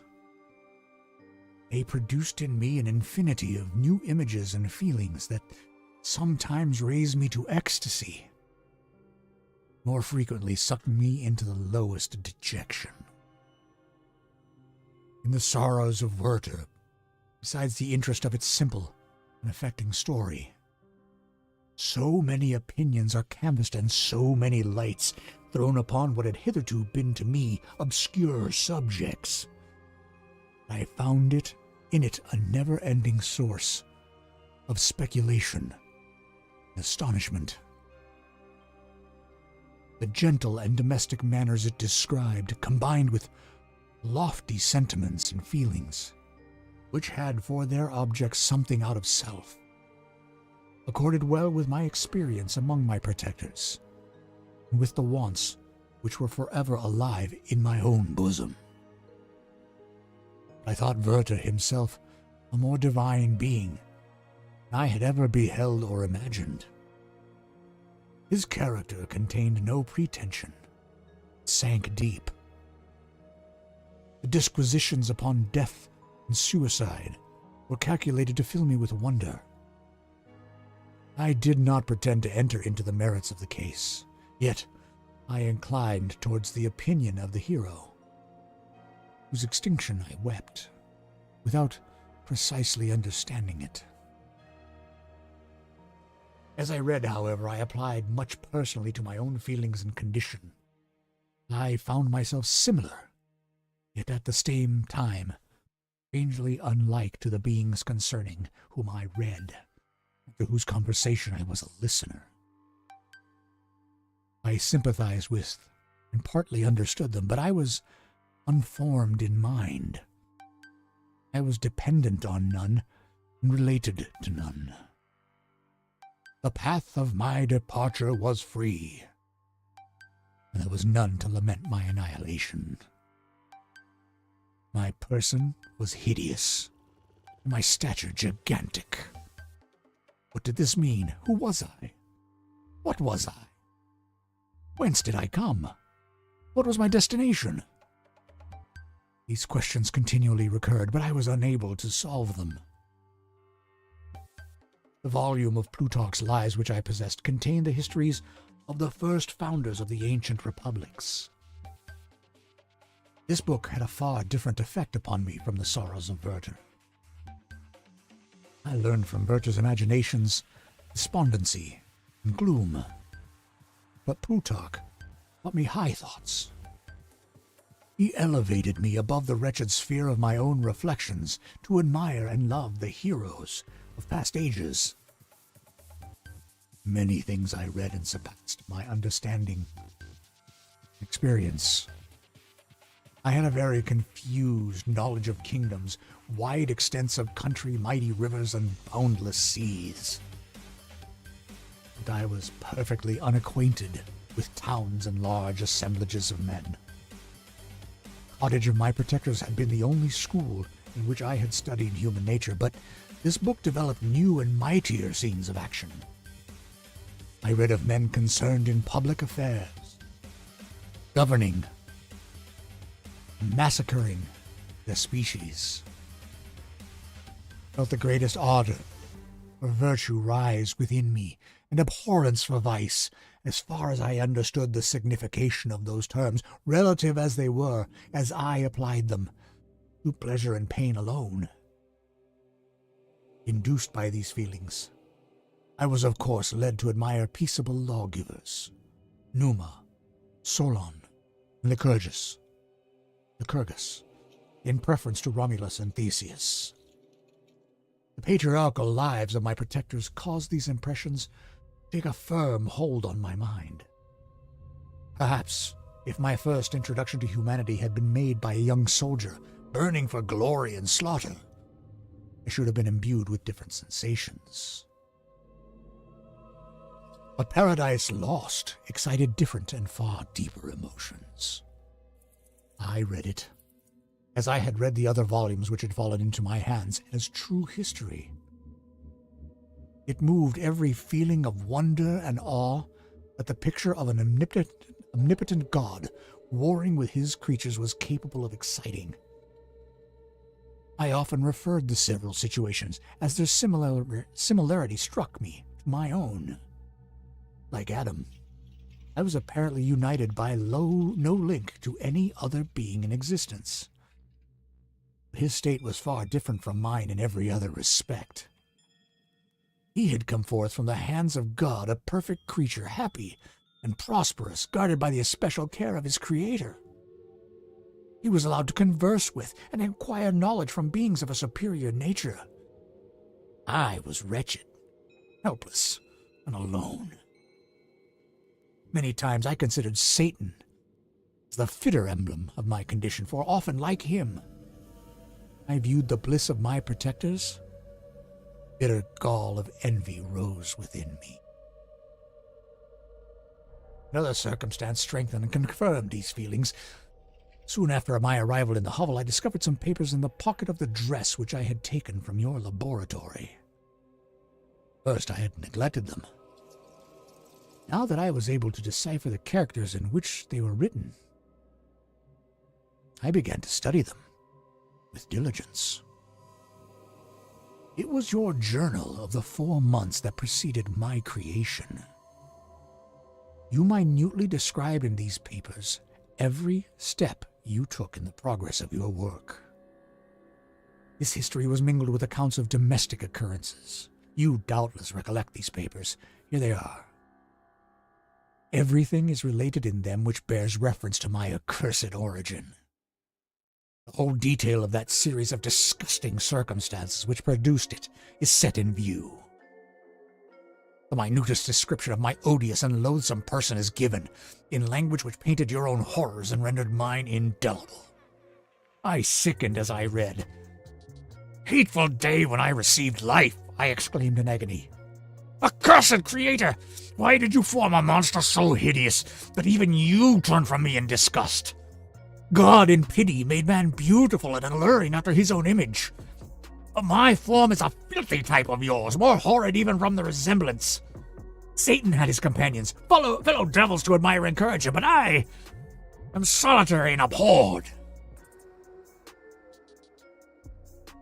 These were the reflections of my hours of despondency and solitude, when I contemplated the virtues of the cottagers, their amiable and benevolent dispositions. I persuaded myself, when they should become acquainted with my admiration of their virtues, they would compassionate me and overlook my personal deformity. Could they turn from their door one, however monstrous, who solicited their compassion and friendship? Resolved, at least, not to despair, in every way to fit myself for an interview with them, which would decide my fate. I postponed this attempt for some months longer, for the importance attached to its success inspired me with a dread lest I should fail. Besides, I found that my understanding improved so much with every day's experience that I was unwilling to commence this undertaking until a few more months should have added to my sagacity. Several changes in the meantime took place in the cottage. A sense of safety diffused happiness among its inhabitants, and I also found that a greater degree of plenty reigned there. Felix and Agatha spent more time in amusement and conversation, and were assisted in their labors by servants.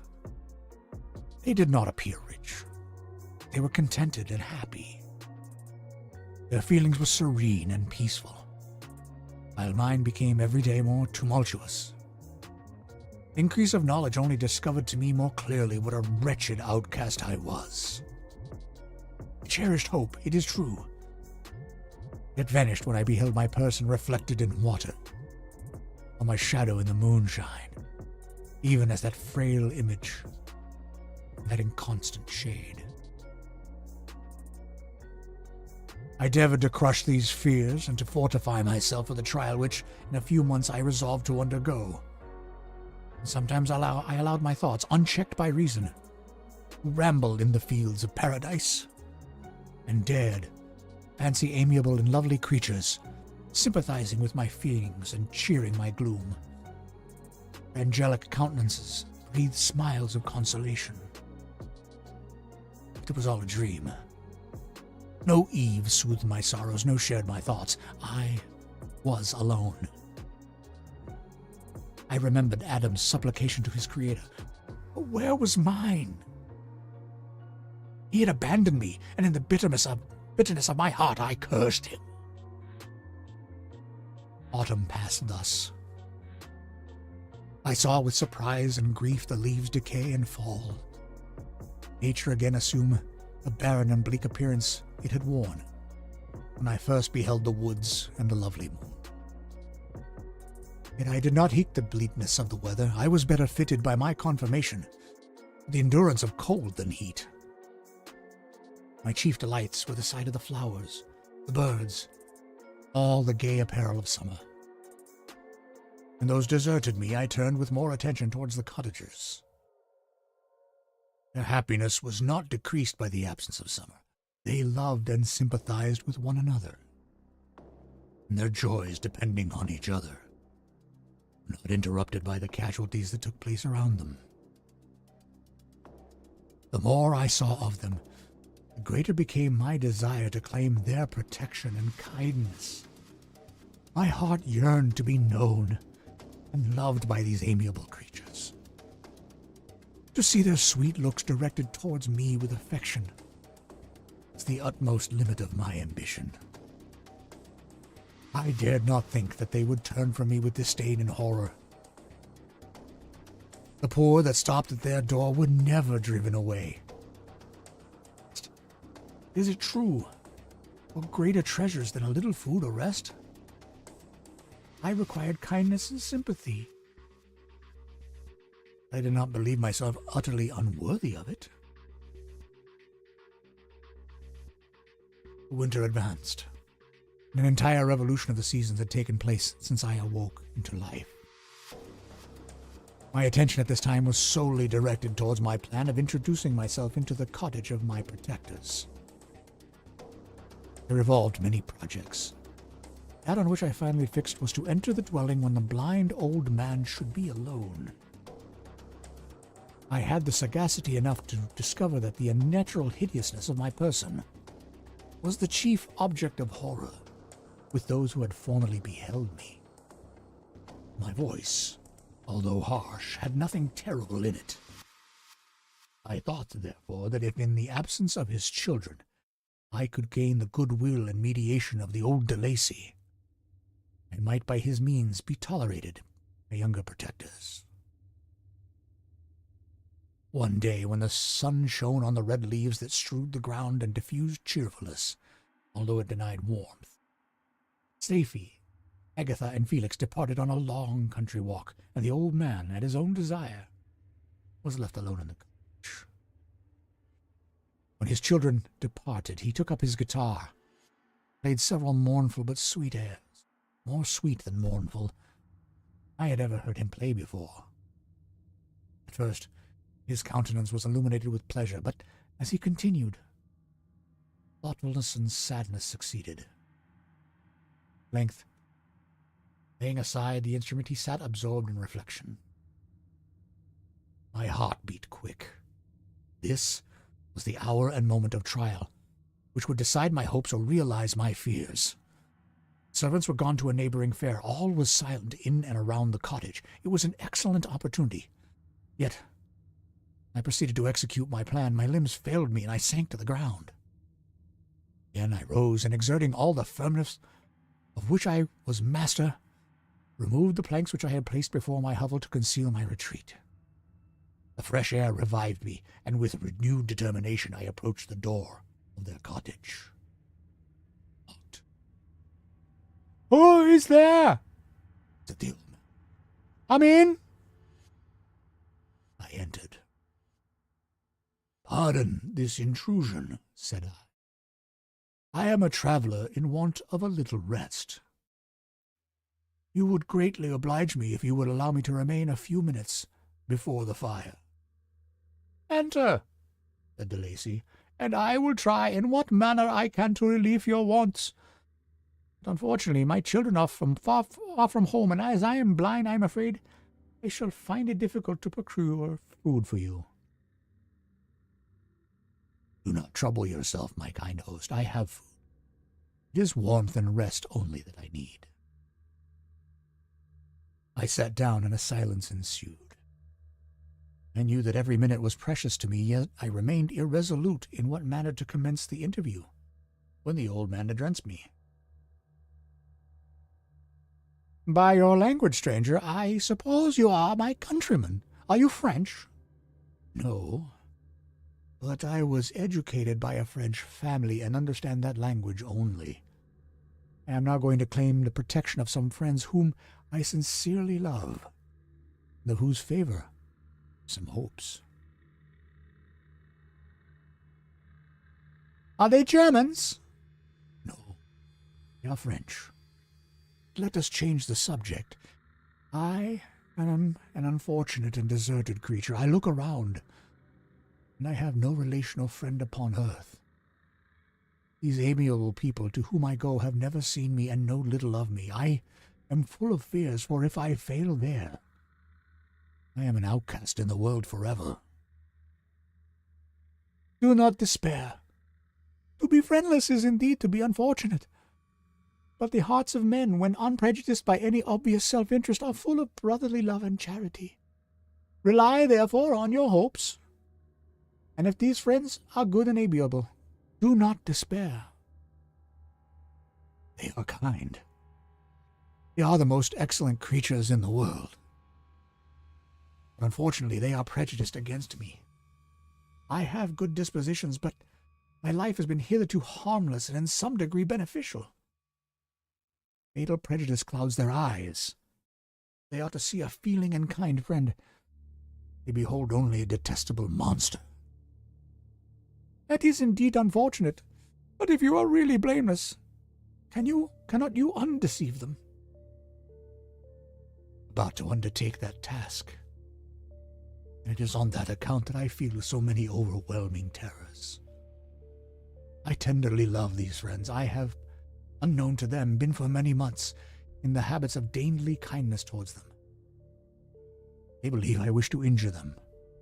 It is that prejudice which I wish to overcome." "Where do these friends reside?" "Near this spot." The old man paused and then continued. "If you will unreservedly confide to me the particulars of your tale, I perhaps may be of use in undeceiving them. I am blind and cannot judge of your countenance. There is something in your words which persuades me that you are sincere. I am poor and an exile, but it will afford me true pleasure to be in any way serviceable to a human creature." "Excellent man, I thank you and accept your generous offer. You raise me from the dust by this kindness, and I trust that, by your aid, I shall not be driven from the society and sympathy of your fellow creatures." "Heaven forbid! Even if you are really criminal, for that can only drive you to desperation, and not instigate you to virtue. I also am unfortunate. I and my family have been condemned, although innocent. Judge, therefore. I do not feel for your misfortunes." can I thank you, my best and only benefactor? From your lips first have I heard the voice of kindness directed towards me. I shall be forever grateful. And your present humanity assures me of success with those friends who am I on the point of meeting. May I know the names and residence of those friends? Paused. This, I thought, was the moment of decision, which was to rob me or bestow me happiness on me forever. I struggled vainly for firmness sufficient to answer him. The effort destroyed all my remaining strength. I sank on the chair and sobbed aloud. That moment, I heard the steps of my younger protectors. I had not a moment to lose, but seizing the hand of the old man, I cried, "Now is the time! Save and protect me! You and your family are the friends whom I seek. Do not you desert me in the hour of trial!" "Great God!" exclaimed the old man. "Who are you?" Instant the cottage door was opened, and Felix, Safie, and Agatha entered. Who can describe their horror and consternation on beholding me? Agatha fainted, and Safie, unable to attend to her friend, rushed out of the cottage. Felix darted forward and, with supernatural force, tore me from his father, to whose knees I clung. In a transport of fury, he dashed me to the ground and struck me violently with a stick. I could have torn him limb from limb as the lion rends the antelope. My heart sank within me as with bitter sickness, and I refrained. I saw him on the point of repeating his blow when, overcome by pain and anguish, I quitted the cottage, and in the general tumult, escaped unperceived to my help.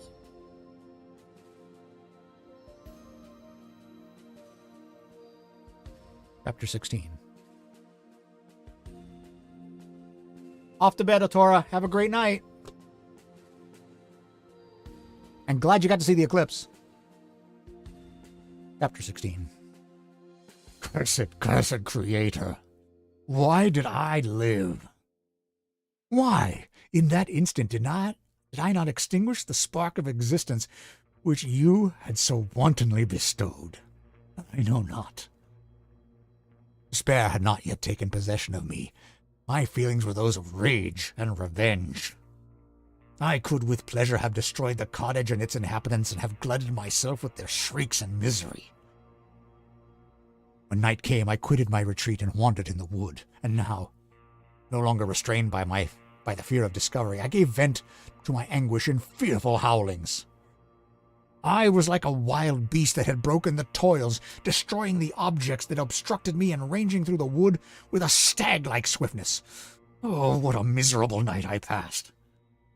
The cold stars shone in mockery, and the bare trees waved their branches above me. Now and then the sweet voice of a bird burst forth amidst the universal stillness. All, save I, were at rest or in enjoyment. I, like the arch-fiend, or a hell within me, and finding myself unsympathized with, wished to tear up the trees, spread havoc and destruction around me, and then to have sat down and enjoyed the ruin. But this was a luxury of sensation that could not endure. I became fatigued with excess of bodily exertion, sank on the damp grass in the sick impotence of despair. There was none among the myriads of men that existed who would pity or assist me. Should I feel kindness toward my enemies? No. From that moment I declared everlasting war against the species, and more than all, against him who had formed me and set me forth to this insupportable misery. The sun rose. I heard the voices of men and knew that it was impossible to return to my retreat during that day. Accordingly, I hid myself in some thick underwood, determining to devote the ensuing hours to reflection on my situation. The pleasant sunshine and the pure air of day restored me to some degree of tranquility.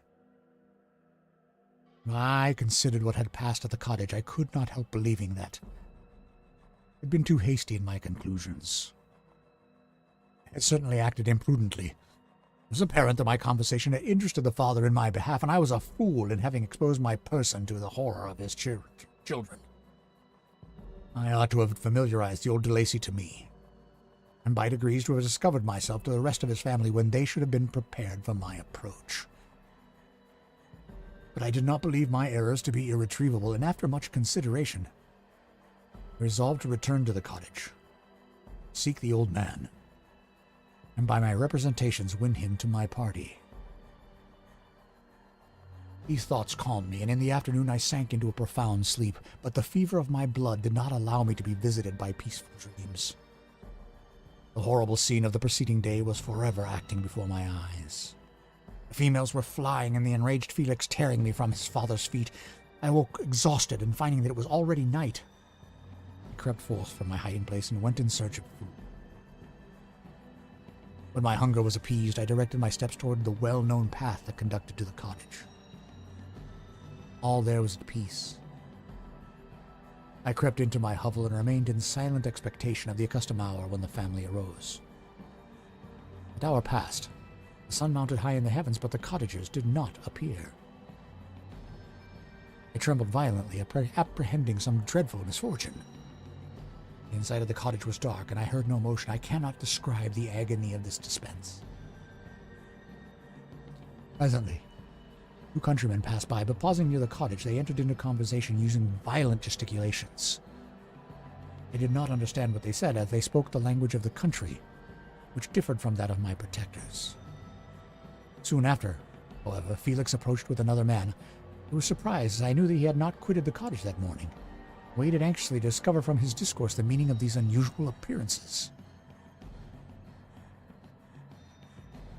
"Do you consider," said his companion to him, "that you will be obliged to pay 3 months' rent and to lose the produce of your garden? I do not wish to take unfair advantage. I beg, therefore, that you will take some days to consider of your determination." "It is utterly useless," replied Felix. "We can never again inhabit your cottage. The life of my father is in the greatest danger, owing to the dreadful circumstance that I have related. My wife and my sister will never recover from their horror. I entreat you not to reason with me any more. Take possession of your tenement and let me fly from this place." Felix trembled violently as he said this. He and his companion entered the cottage, in which they remained for a few minutes, departed. I never saw any of the family of de Lacy more. I continued for the remainder of the day in my hovel in a state of utter and stupid despair. My protectors had departed and had broken the only link that held me to the world. For the first time, the feelings of revenge and hatred filled my bosom, and I did not strive to control them. But allowing myself to be borne away by the stream, I bent my mind towards injury and death. When I thought of my friends, of the mild voice of de Lacy, the gentle eyes of Agatha, and the exquisite beauty of the Arabian, these thoughts vanished. A gush of tears somewhat soothed me. Again, when I reflected that they had spurned and deserted me, anger returned, a rage of anger. I was unable to injure anything human. I turned my fury towards inanimate objects. As night advanced, I placed a variety of combustibles around the cottage, and having destroyed every vestige of cultivation in the garden, I waited with forced impatience until the moon had sunk to commence my operations. As the night advanced, a fierce wind arose from the woods and quickly dispersed the clouds that had loitered in the heavens. The blast tore along like a mighty avalanche, and it produced a kind of insanity in my spirits that burst all bounds of reason and reflection. I alighted the dry branch of a tree and danced with fury around the devoted cottage, my eyes still fixed on the western horizon, the edge of which the moon nearly... Part of its orb was at length hid, waved my brand. It sank, and with a loud scream I fired the straw and heath and bushes which I had collected. The wind fanned the fire, and the cottage was quickly enveloped by the flames which clung to it and licked with their forked and destroying tongues. As soon as I was convinced that no assistance could save any part of the habitation, I quitted the scene and sought for refuge. We've got an ad coming up, so I'm going to take a break. Mrs. K is still on her way. We will do happy hour. And during this break, I'm going to drink a little, because the Domino's is spelled a different way. I need to order dinner. And doing the creature's voice when he's angry, when he's raging, is a little harsh on the voice.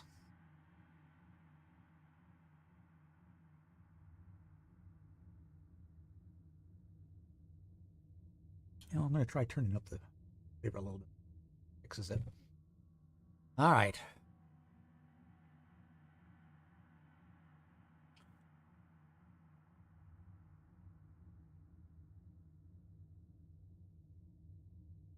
Not really. Not a flavor I like. For those of you who are not in an ad, well, nobody's there yet because it hasn't started.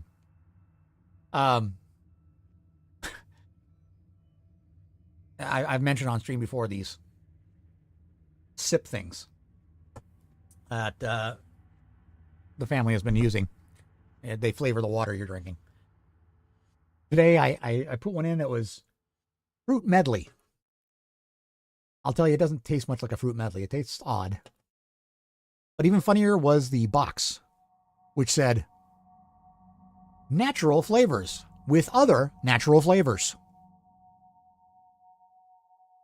Thanks for the specificity.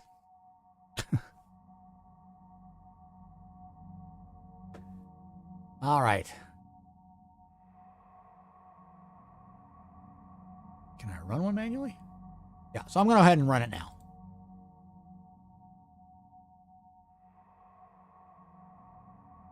There we go.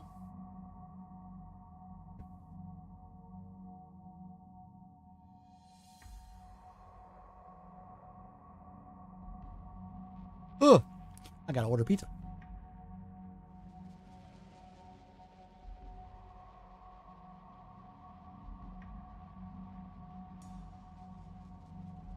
I gotta log in.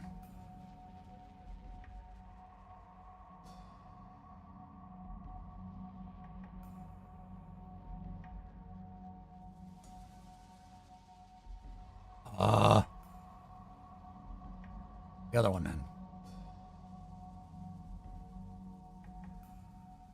There we go. All right, it's a delivery order. Yes, I'm going to talk through my pizza here.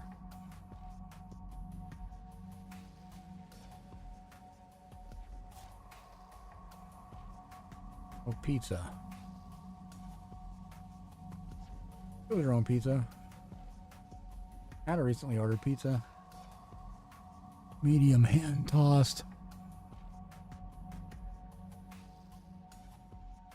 Add pizza to order. Now I'm going to go back and edit that pizza. That is not what she wants. What does my lovely wife want? We still an ad? Yeah, we're still in an ad. Oh, not what I wanted. Wrong button. Okay. Cheese, green pepper, and onion. She just wants normal cheese.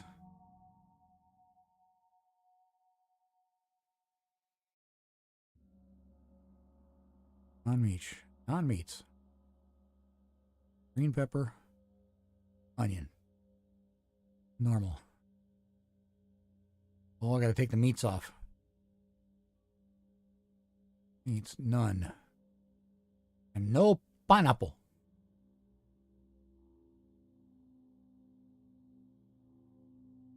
Save those changes. No thanks. And we gotta add another pizza. This one's an easy one.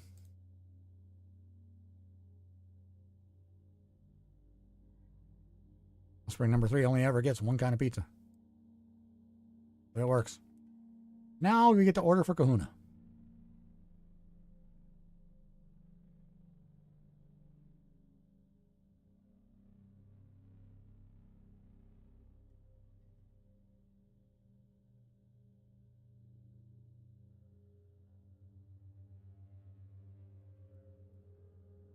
All right. Got them ordered. Thanks.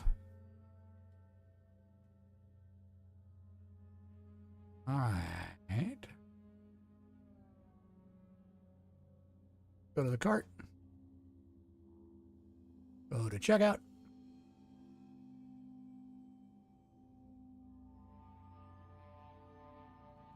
Nope. And they try to upsell you on everything.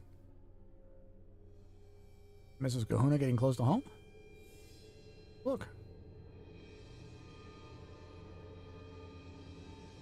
Yep, Mrs. Kahuna's almost home. As we expected. Running a little late, actually.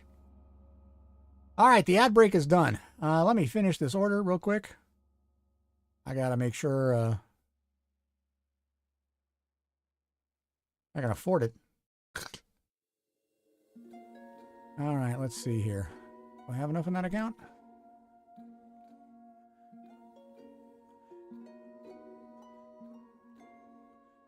What? The Domino's server is down. Really?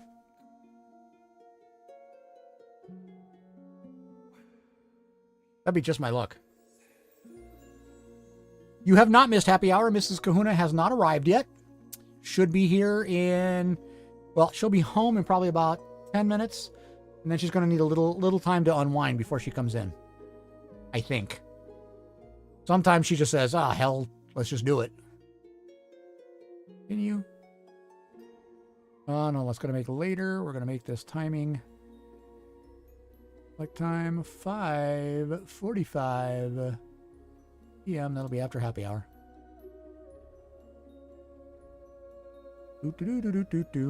Yes, I'm ordering Domino's on stream. So no, you have not missed anything other than Frankenstein. Really later.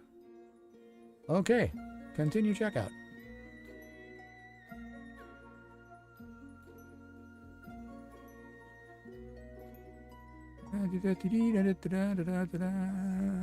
Chair next to the door. 992. How much is this? Oh yeah, I can do that. Give him that.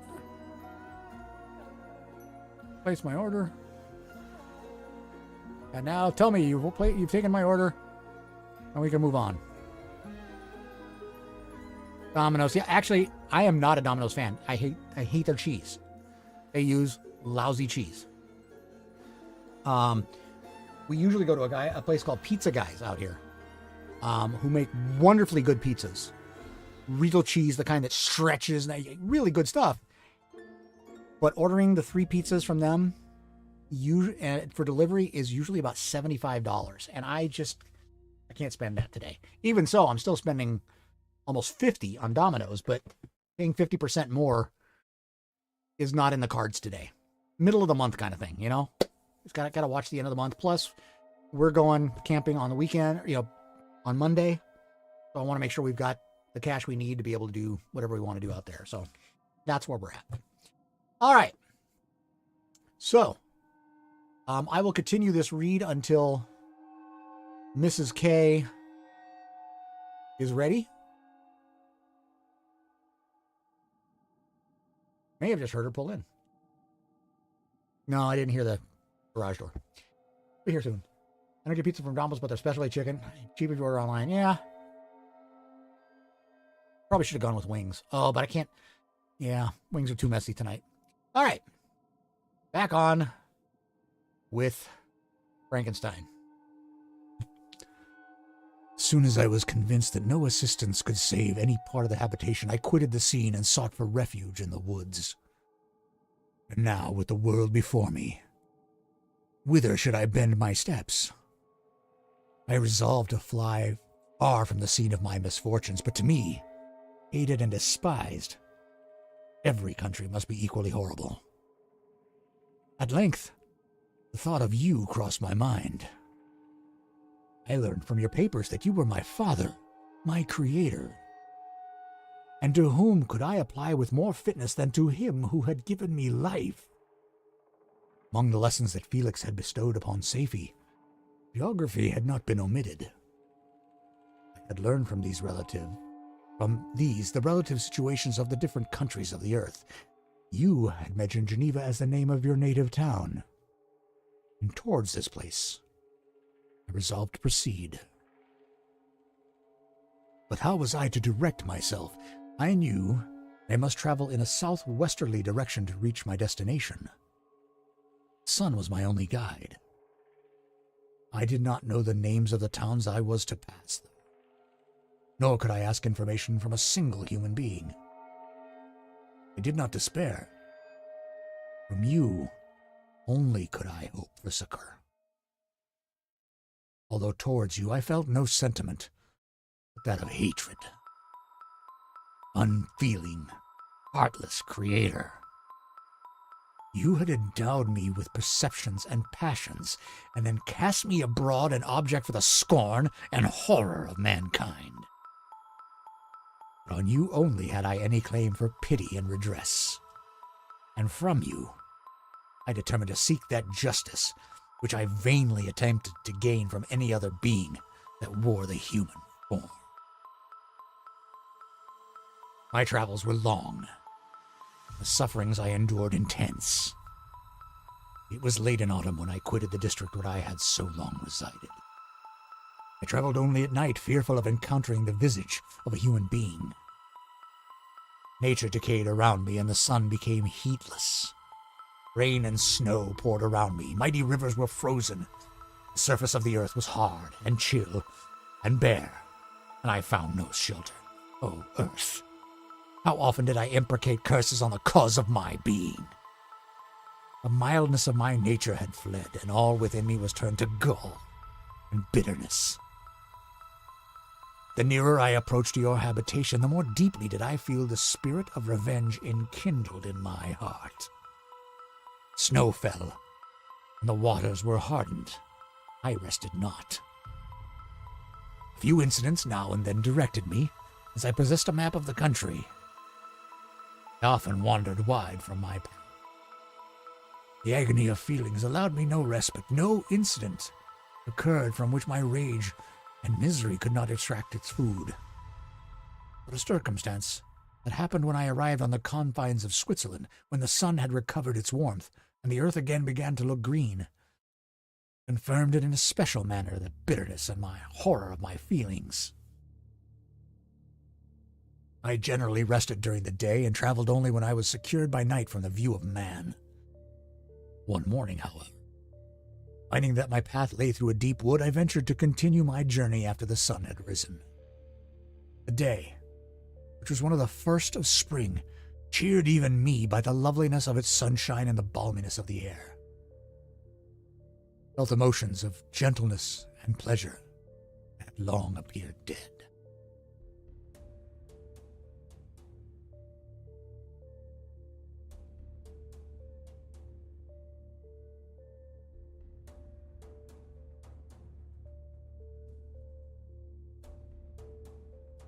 Half surprised by the novelty of these sensations, I allowed myself to be borne away by them, and forgetting my solitude and deformity, dared to be happy. Soft tears again bedewed my cheeks, and I even raised my humid eyes with thankfulness towards the blessed sun, which bestowed such joy upon me. I continued to wind among the paths of the wood, till I came to its boundary, which was skirted by a deep, rapid river, into which many of the trees bent their branches, now budding with the fresh spring. Here I paused, not exactly knowing what path to pursue. I heard the sound of voices that induced me to conceal myself under the shade of a cypress. I was scarcely hid when a young girl came running towards the spot where I was concealed, laughing as if she ran from someone in sport. She continued her course along the precipitous sides of the river, and suddenly her foot slipped and she fell into the rapid stream. I rushed from my hiding place and with extreme labor from the force of the current, saved her and dragged her to shore. She was senseless, and I endeavored by every means in my power to restore animation. I was suddenly interrupted by the approach of a rustic, who was probably the person from whom she had playfully fled. On seeing me, he darted towards me, and tearing the girl from my arms, hastened toward the deeper parts of the wood. I followed speedily. I hardly knew why. When the man saw me draw near, he aimed a gun, which he carried, at my body and fired. I sank to the ground, and my injurer with increased swiftness escaped into the wood.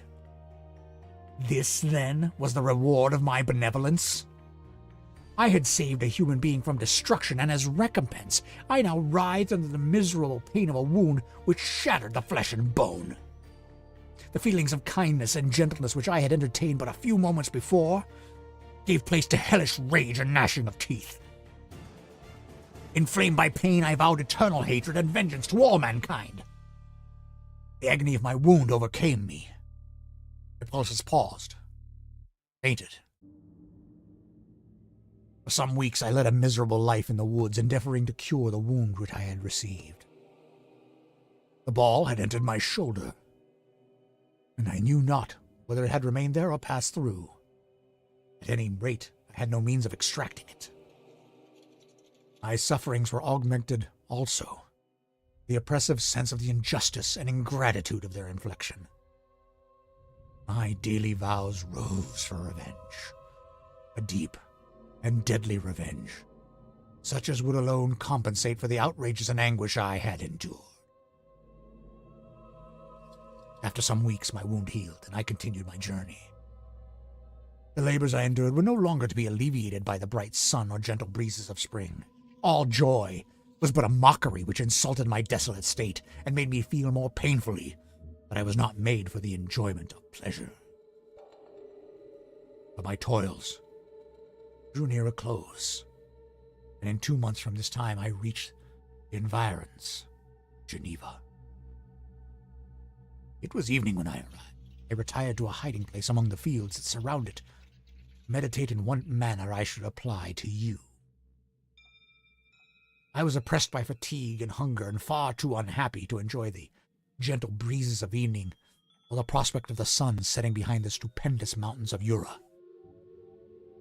At this time a slight sleep relieved me from the pain of reflection, which was disturbed by the approach of a beautiful child, who came running into the recess I had chosen with all the sportiveness of infancy. Suddenly, I gazed on him. An idea seized me that this little creature was unprejudiced, had lived too short a time to have imbibed a horror of deformity. If, therefore, I could seize him and educate him as my companion and friend, I should not be so desolate in this peopled earth. Urged by this impulse, I seized on the boy as he passed and drew him towards me. As soon as he beheld my form, he placed his hands before his eyes and uttered a shrill scream. I drew his hands forcibly from his face and said, "Child, what is the meaning of this? I do not intend to hurt you. Listen to me." He struggled violently. "Let me go!" he cried. "Monster! Ugly wretch! You wish to eat me and tear me to pieces. You are an ogre. Let me go, or I will tell my papa." "Boy, you will never see your father again. You must come with me." "He is a monster. Let me go. My papa is a syndic. He is Monsieur Frankenstein. He will punish you. You dare not keep me." "Frankenstein, you belong then to my enemy, to him towards whom I have sworn eternal revenge. You shall be my first victim." The child still struggled and loaded me with epithets which carried despair to my heart. I grasped his throat to silence him, and in a moment he lay dead at my feet. I gazed on my victim, and my heart swelled with exultation and hellish triumph. Clapping my hands, I exclaimed, "I too can create desolation. My enemy is not invulnerable. This death will carry despair to him, and 1,000 other miseries shall torment and destroy him." As I fixed my eyes on the child, I saw something glittering on his breast. I took it. It was a portrait of a most lovely woman. In spite of my malignity, it softened and attracted me. For a few moments I gazed with delight on her dark eyes, fringed by deep lashes, and her lovely lips. But presently my rage returned. I remembered that I was forever deprived of the delights that such beautiful creatures could bestow, and that she whose resemblance I contemplated would, in regarding me, have changed that air of denying benignity to one expressive of disgust and affright. Can you wonder that such thoughts transported me with rage? I only wonder that moment, Instead of venting my sensations in exclamations and agony, I did not rush among mankind and perish in the attempt to destroy them. While I was overcome by these feelings, I left the spot where I had committed the murder and seeking a more secluded hiding place, I entered a barn which appeared to me to be empty. A woman was sleeping on some straw. She was young, not indeed so beautiful as her portrait whom I held, but of an agreeable aspect and blooming in the loveliness of youth and health. Here, I thought, is one of those whose joy-imparting smiles are bestowed on all but me. And I bent over her and whispered, "Awake, fairest. Thy lover is near. He who would give his life to obtain one look of affection from thine eyes. My beloved, awake." The sleeper stirred. A thrill of terror ran through me. Should she indeed awake and see me and curse me, and denounce the murderer? Thus, he would assuredly act as if her darkened eyes opened and she beheld me. The thought was madness. It stirred the fiend within me. Not I. She shall suffer. The murder I have committed because I am forever robbed of all that she could give me. She shall atone. The crime had its source in her. Be hers the punishment. Thanks to the lessons of Felix and the sanguinary laws of man, I had learned now how to work mischief. I bent over her and placed the portrait securely in one of the folds of her dress. She moved again, and I fled. For some days I haunted the spot where these scenes had taken place, sometimes wishing to see you, sometimes resolved to quit the world and its miseries forever. At length, I wandered toward these mountains, have ranged through their immense recesses, consumed by a burning passion which you alone can gratify. We may not part until you have promised to comply with my requisition. I am alone and miserable. Man will not associate with me. But one as deformed and horrible as myself would not deny herself to me. My companion must be of the same species and have the same defects. This being you must create.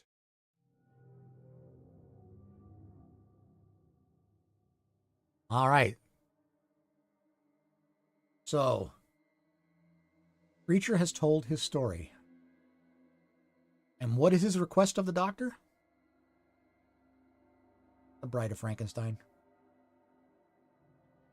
He has said he must create the bride. That is what he wants. And if that is done, then he will give up his revenge upon the human race.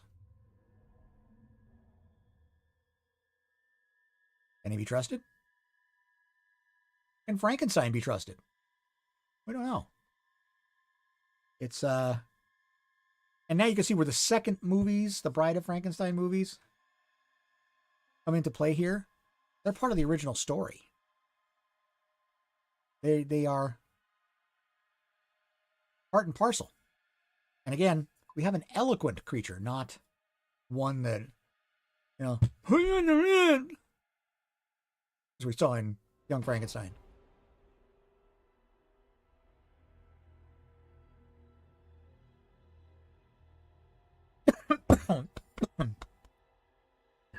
I am out of drink.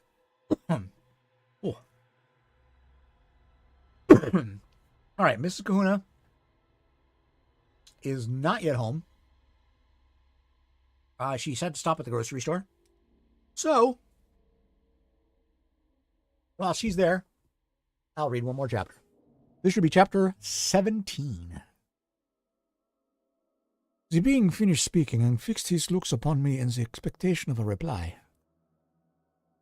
I was bewildered, perplexed, unable to arrange my ideas sufficiently to understand the full extent of his proposition. He continued, "You must create a female for me with whom I can live in the interchange of those sympathies necessary for my being. This you alone can do, and I demand it of you as a right which you must not refuse to concede. The latter part of his tale had kindled anew in me the angers that had died away while he narrated his peaceful life among the cottagers.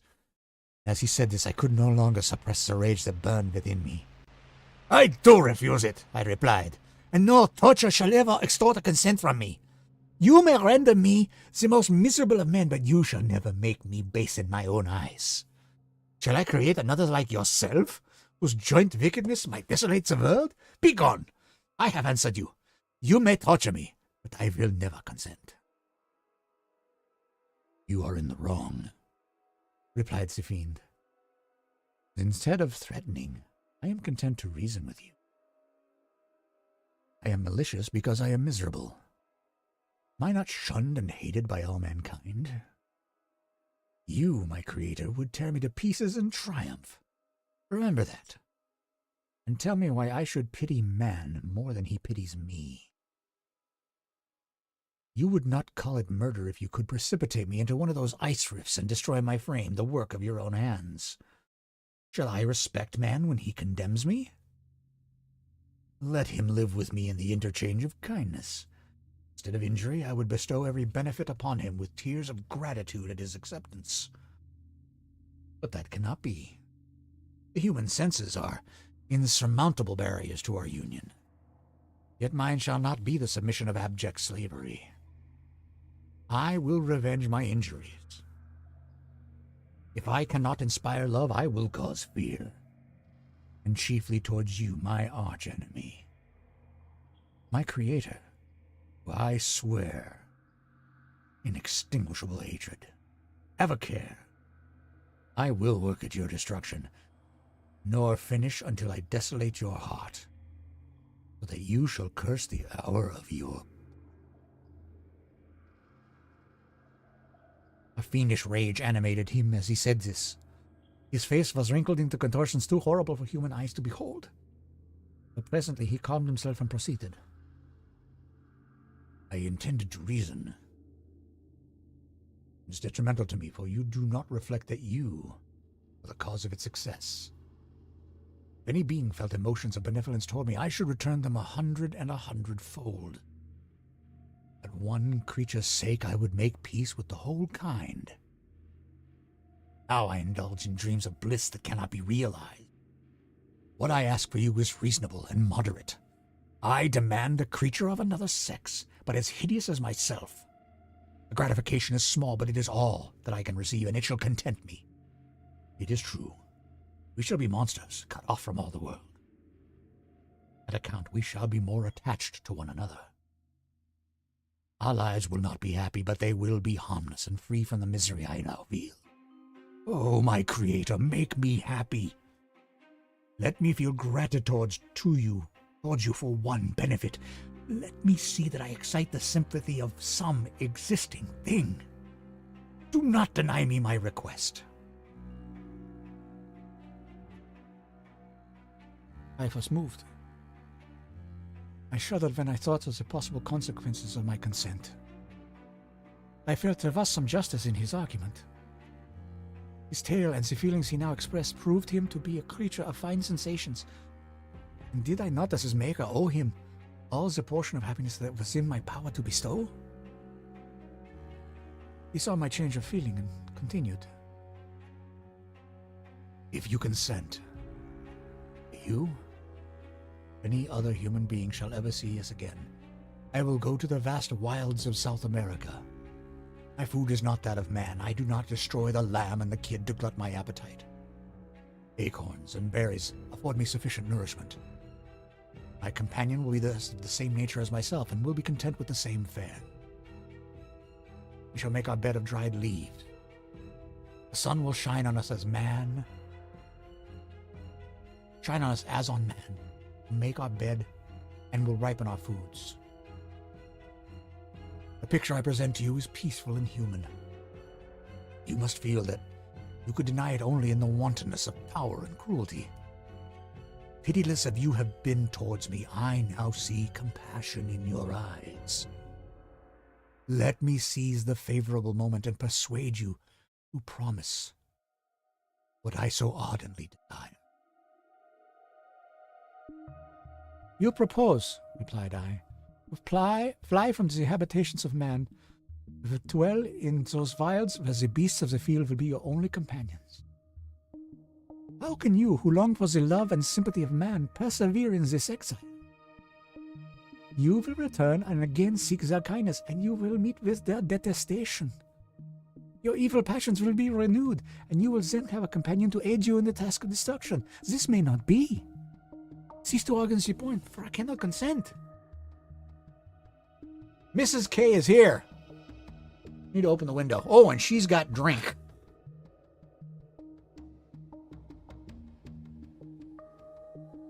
I didn't know how long you were going to take to just chill before, coming on stream. Hang on.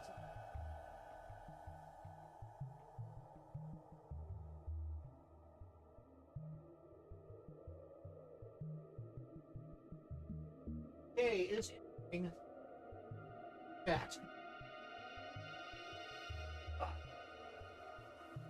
Frankenstein. Yeah, I can open it. No, I can get around.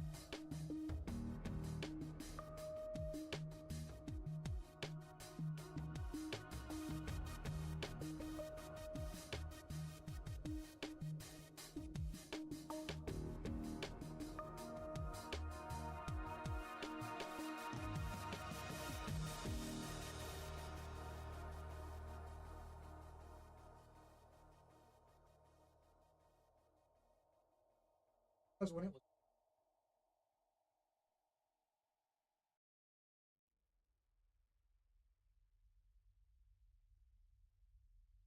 a powerful fan. That's fine. I need to go to a different screen here. Hang on. Darkened Faces. Hey, yay, Mrs. K. So let me go to. Okay. Yeah, just a smidge here. Word.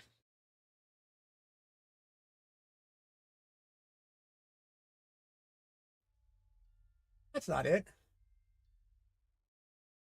Cut off. Hang on. I'll fix it. Here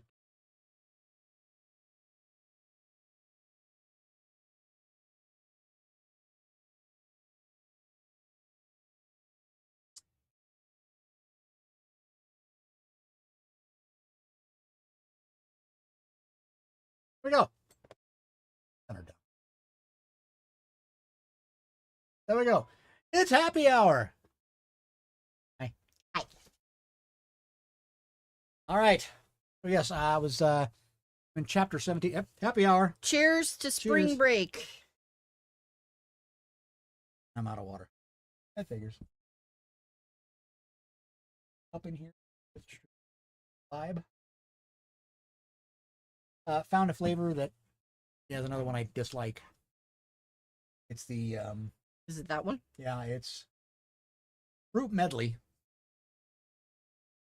I don't know what fruit it's supposed to be medleying. Is it one of those, like, not sweetened ones? No, it's a stevia one. Oh, I'll have to taste it. Yeah. How come you don't like it? The flavor is just weird. I did not enjoy it. I would Weird not is such recommend. a wonderful. Yes. So, gang, it's now happy hour. So I need to quickly change the description for this. Well, you also The need stream. to put the chat somewhere where I know where I'm looking. Let me move chat here. Because if I can't see it here or here, Yeah, it's a problem. We have like 16 monitors going on around here. And why is this right in my... well, I was doing voice reads. Oh. And when I do a deeper voice, I need it close because otherwise I will wear out my voice being too loud, trying to be loud enough. See. So I move it down. So does that say Dark and Fey? Dark Dark and and Fey. Fey, we just started happy hour. Yes, well, Dark and Fey came in earlier. Oh, well, I'm back. Please tell me I did not miss happy hour. Yeah, that was before you came. Yes. in. Well, you did not. Faye is also new here. They haven't been here for happy hour. Do you have yourself a beverage? If you do not, Go get one. go get a beverage. Oh, look, I do have a cup.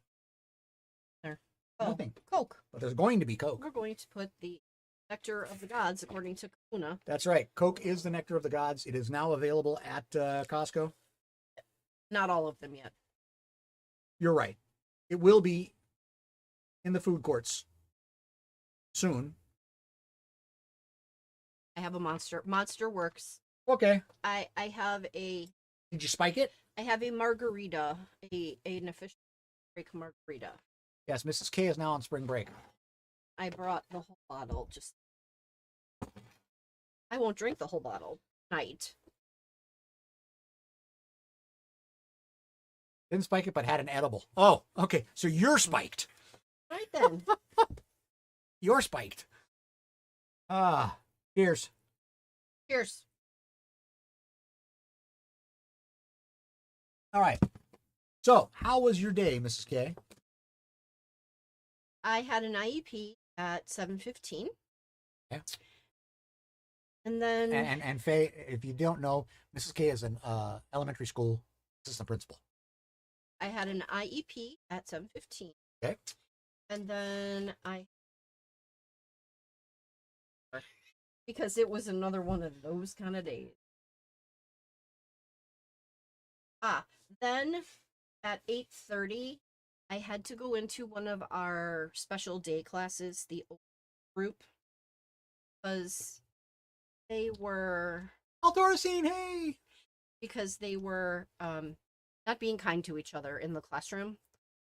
In the special ed class. Yes, yesterday they had a guest teacher and they were like calling each other names that just are not appropriate.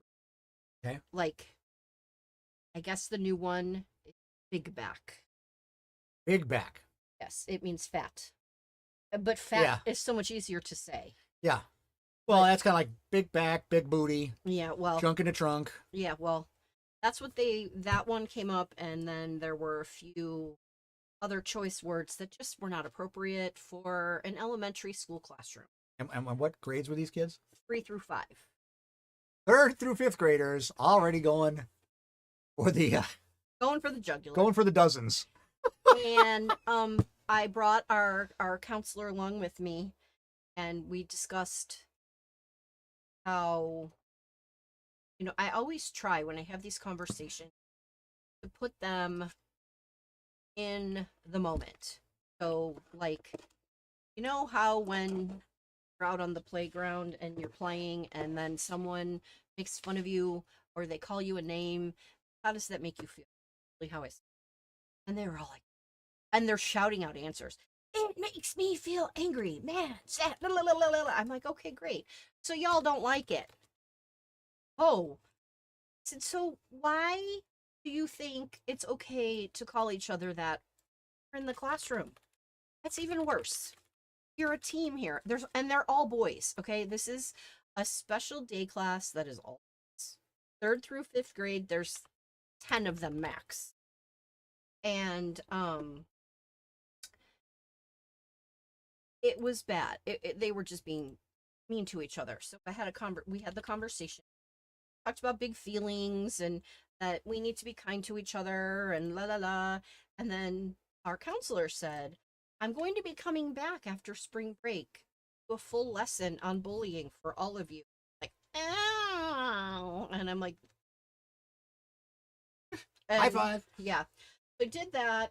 And then yesterday we started an IEP, but we had major technical difficulties because our speech language pathologist is remote. She lives in Palm Springs, and apparently it was raining in Palm Springs yesterday.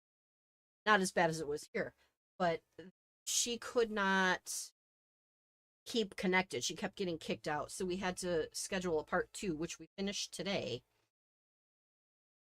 Mom of this child, who only has a speech IEP, asks me if it's possible for us to retain her daughter in 1st grade. And my brain is going, my principal's not going to go with that because I know him well enough. But I don't know for sure. What was the reasoning? She is very far behind academic. And Mom thinks that socially it would be better for her. So I told her I would call her back after spring break once I had a chance to ask the. And of course, I was correct in the assumption that the answer was hell no. But I'm going to offer a potential evaluation for additional Oh, okay. because that may be a better solution. Then And, today, and by the way, okay, your 11-year-old, yeah, that doesn't surprise me. And we need more Bluey. oh no, not these kids. How many kids you got? Okay.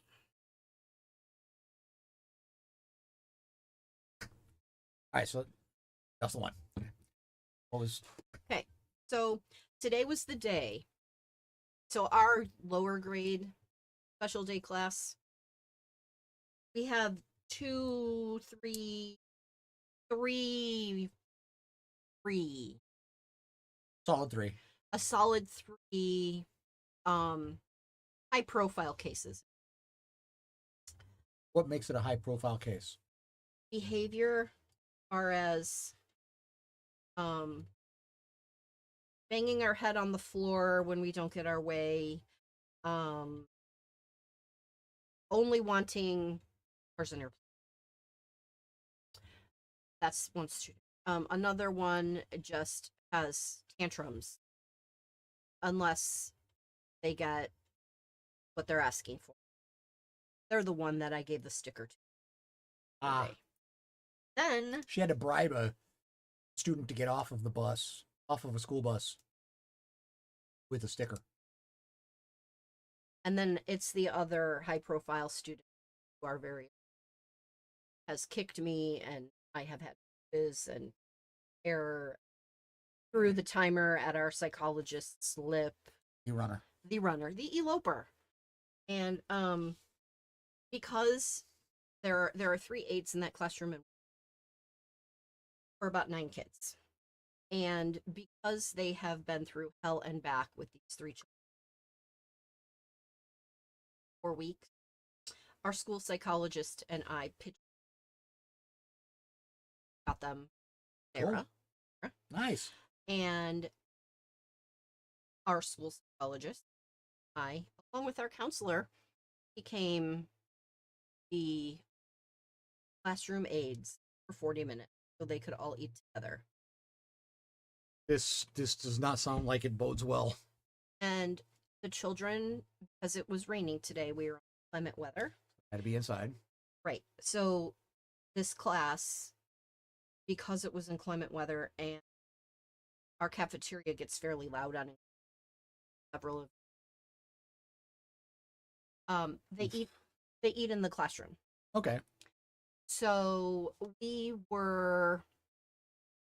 was the 3 of us, 3 adults, with 1, 2, 3, 4, 5, 6 kids. So it was a one adult to 2. And all 3 of the high profile students were there today. But it was like cakewalk. I was like, something is wrong here. I was expecting the other shoe to drop. You're behaving. What is your problem? I know. And they were, I mean, we had a video on, and it was like I didn't know this, but there are people who make, like, what do they call that? Claymation, but not claymation, stop motion. Yeah. Videos using Lego, and they make food. Yes. Yes, Okay. I have seen those. These kiddos were glued to this video. It was crazy. And they're all eating in their way. And then when they were done eating, they had choices on the board that we allow them to have.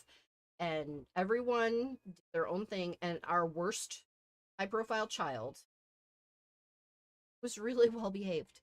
And they decided that they wanted to play on the computer after they ate lunch. Because typically their 40-minute lunch is broken up into 20 minutes of lunch and 20 minutes of recess. And one of the things, because they couldn't go out, And you're absolutely right, Faye. Yeah, Yeah. whatever works. one of the things that was an option was to play on their computer laptop, and that's what the students selected. And they chose a new game that they had never played. And I'm thinking to myself, the poop is going to hit the fan and spray the classroom. But it didn't. And I was very pleasantly surprised. And even our headbanger, no headbanging. You haven't had enough to drink yet. Because you said poop instead of shit. I'm trying to keep it PG because I'm talking about it. Look at me. Anyway, I was pleasantly surprised. Give it 15 minutes. Pleasantly surprised. And the nice thing was that the aides and the teacher, when they came back in, laughing, they were smiling, and they were so appreciative just to have those 40 minutes to be friendly with each other and not have to deal with eloping and hitting and headbanging and all that stuff. And it was awesome to see. And they were so appreciative. So that was part of my morning.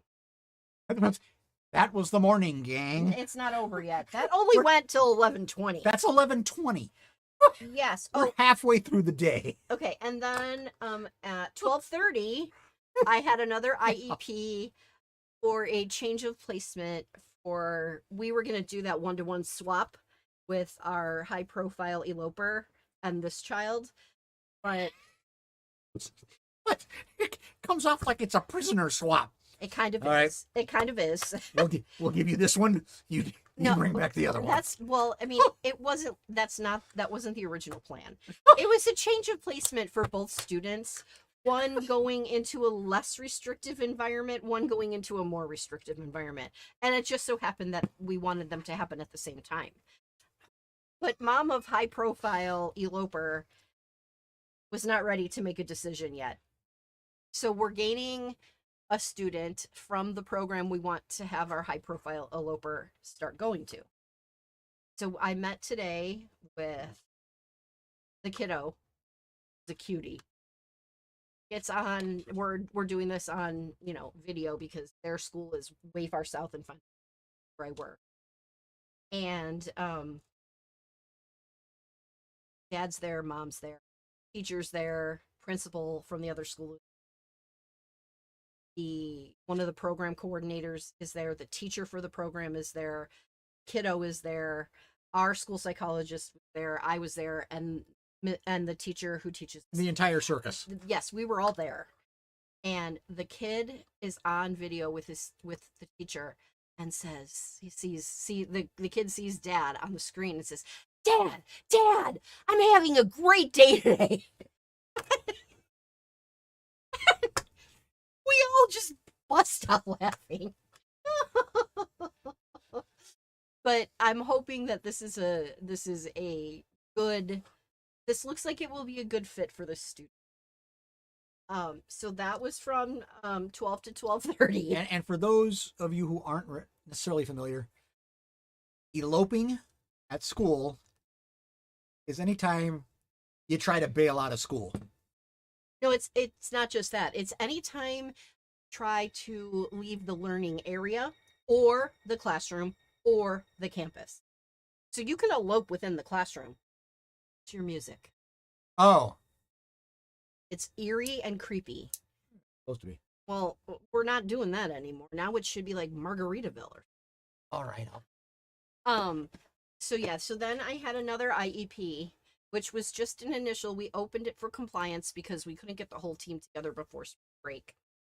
So mom, ironically, was like, I'll meet whenever the whole team can meet. And I'm like, lady, you have given me nothing but grief since your kids started here around Halloween.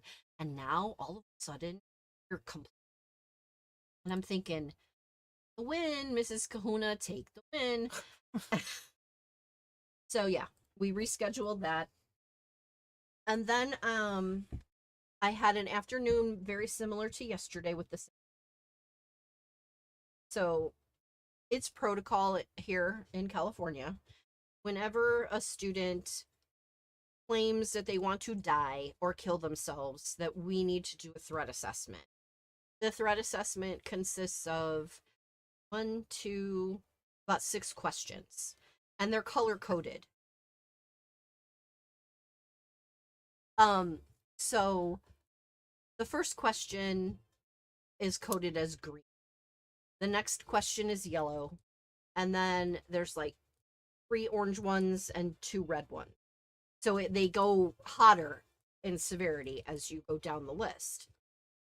So yesterday, this student was a yes to the green and a yes to the yellow and a yes to the orange.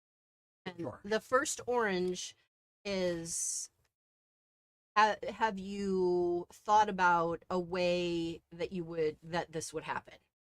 And yesterday it was a yes. So when there are 2 yeses, when there's 1 yes, it's a simple parent phone call. When it's 2 yeses or more, it is a parent phone call to come to school along with our school police. So That was 2 yeses, yes. it was 3 yeses yesterday. Oh, okay. Yes, I've thought about it. Yes, I have a plan. Can you describe your plan? Yes, I can describe. Yeah. So, but that it all ended up being fine yesterday. And this has become a new habit for this child. At least every day. I want to die. People would be better off without me. I want to kill myself. So it's we're concerned that it's becoming an attention getting scheme, but we still have to take it seriously. Well, yeah. So today there was only 1 yes. We didn't have to go the whole route, but we jumped through about 16,000 hoops so that the questions could be asked in an environment where there was absolutely nothing that the student could possibly be. There were no posters on the wall. There was no fun stuff to look at. There were no toys, no crafts, no nothing. Don't give them a reason to want to So do now that there's either. so we're hoping this may be a potential. Now, oh crap, now I have to go to that office, which has nothing I like, nothing I want, and I have to answer these questions. The sensory deprivation. Yes. And we also prefaced the threat assessment today with a reminder of yesterday. Because the student was petrified of our school police officer and tried to elope from the office that we're in. And then after a few minutes, noticed that the school police officer does have a pistol and tried to elope through a window because they were deathly afraid. So we prefaced today by reminding said student about what had happened yesterday and that they needed to carefully think about their answers to the following questions before they answer. Got 1 yes, 5 no. And we were happy. Still made a parent phone call. And that was most of that was like an hour of my afternoon. Then it was dismissal before spring break. It was raining. You can imagine the traffic nightmare in the parking lot and all of the umbrellas so that kids could stay dry and people parking in through lanes, and it was a lovely dismissal. Umbrellas so kids can stay dry while they're waiting for their parent to pick them up? I had to walk home. No. The parents had the umbrellas, and they were all waiting in the front circle, standing there with their umbrellas. I mean, it literally looked like one of those alleys that you can go down that have all the umbrellas hanging up. It was that bad. I had to walk my ass home in the rain. Yes, well, with the pullover little booties that went over your tennis shoes. They were like a clear plastic that were held with the galoshes. Well, they were held with the stupid little strings. The rubber. They it was like a hair tie. Yeah. Mine were clear plastic. Hello. Clear plastic, kind of gray. So it was pizzas tonight. We'll be here. I don't know, half an hour or so. Listen for the door, or listen for the head of security and his entourage. House ring number 3, ladies and gentlemen. Meanwhile, in the UK, what's in the UK? I'm not done yet. Oh, I have. Sorry, I have one more episode. One more episode. Meanwhile, that's true. That is true. That is what Kahuna will tell you. I then, after dismissal was done, I had to meet with one of my evaluatees to give him his final evaluation. And it was a nice little conference. And when I got back to my office, I had, well, I didn't get back to my office. When I got back to the office, one of our office people was like, I have a note for you. And I'm like, Oh no. and it was Isabel. And Isabel said, and she's already called twice since dismissal. Like, and you told her I was in a meeting? Yes. But she wants you to call her right away. And I'm like, I already know what this is about. Immediately, I knew who the parent was and I knew what it was about. So, called mom, and she's ballistic and she's swearing on the phone and fuck this and fuck that. And I'm like, There we go. it was mom, not me. And I said, ma'am, I hear your concern. This was about a kid stealing strawberries and hot Cheetos out of. So not a great thing, but No, but it wasn't F word. Let's put it that way. yeah. And so, and I already knew about it. The kid had come to talk to me. But the student that I needed to speak with, who is one of the students that we held the IEP for today, whose mom has been a pain in my rear end and called me honey. Oh, that one. Never be condescending and call Mrs. Kahuna honey. Yeah. Oh, yes, she did. And oh, yes, she did. And she did it in front of me with my principal sitting there. And I was calm. I really was calm.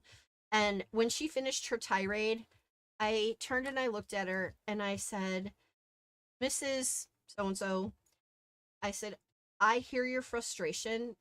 However, please do not ever address me as honey again. I said, you can call me Mrs. Kahuna with my real name. Or you can even call me, and I told her my first name. I said, but never again will honey pass your lips in reference to me. My principal was literally, he was sitting across from me, and I thought he was going to break a rib trying to contain his mirth. He's a 6'4" black former football player. I have met him once. He seems like a sweetheart of a guy. But you can imagine what his face must have been when this woman called Mrs. Kahuna honey. I'm sure he did something along the lines of, not quite. What surprised him even more was my calm response to her. Because after she left, oh my God, I have never heard him laugh so loud. And he's like, he's slapping his leg, he's standing up, he's slapping his leg, he's walking into his office. And I'm following him. I'm like, what is so funny? He goes, I can't believe you just said that to her. I said, well, nobody calls me honey except my husband. So that still comes up every once in a while, but it was that mom. oh God. And it was that kid. And I told the irate mother who was effing me left and right because of this issue. Other kid, yeah. That I knew about this already, that the child had come to speak with me about it. And that when I called to speak with the offender, they had been picked up early from school. So there was no way I was getting to it. And then she goes on this tirade about all these things she's heard about this child. And some of the things she says she's heard, I'm like, that. Because every discipline case comes across my desk. Every single one. Because that's your Georgia one. Even if my principal finds out about it first, it gets passed to me and I handle it unless I can't. And I went in there after my conversation with this parent and I said, hey, have you heard A, B, C, and D about student C? I said, okay, well, students are telling parents this, and apparently it's not just one student and one parent. And he says, well, I warned that student this was going to happen. He did. So that was my day. And then about normally we So they're making up stories about this kid. yes, some of them are true, but not all of them. But it's easy to believe it because he's already got the other ones that are true. Yes, but everyone also is saying that I'm not doing anything discipline wise with Oh, this student. And it doesn't really matter because my principal and I know what's going on. Yeah. And we have backup for everything we've done with this kiddo. So he's like, yeah, don't worry about it. I said, well, I told the mom that everything that comes across my desk I take very seriously. And I investigate the timeline. I investigate the allegations. I talk with all of the students involved. I talk with witnesses. I mean, there are some days that's all I do. Yeah. And I said, I told mom that I would finish looking into this on Monday when we return from spring break. And I would give her a call in the afternoon on Monday. That gave me from noon to 4:00. So today we normally we leave at 4 p.m. And I heard my principal talking to our secretary. He's like, all the TK kids been picked up? And she said, yes. He's like, great, we're getting out of here. It was 3:10. Are they the last ones to get picked up in the day? Yeah, they get picked up at 3. 2:50, I think, maybe 2:50, something like that. And the rest of the kids are out at what, 2:15? 2:20. 2:20. So he's like, we're out of here. Like, really? He's like, yeah. I said, do you do realize that by allowing us to leave early, you're putting me that much closer to my next tent camp? Just don't worry, you got this. It's funny in the office because I tell them the story about our last camp trip and the plopping snow, and everybody laughed.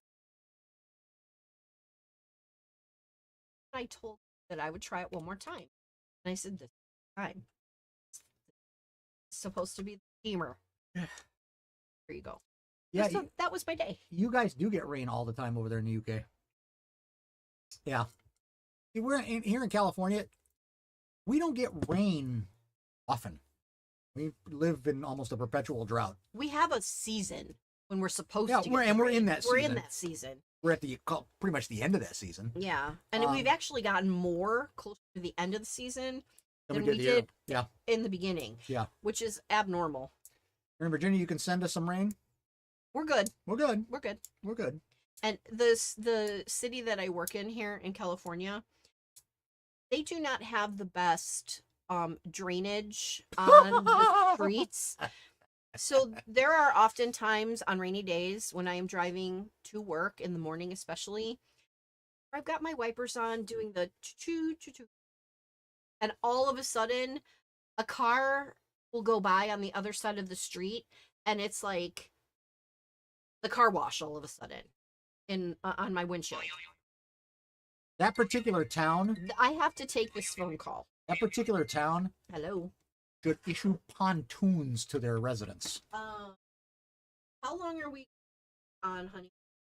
Pizza will be here in 20 minutes. I have about 20. I can about 20. Yeah, they should offer pontoons. Okay, I'll be right. I'll in my.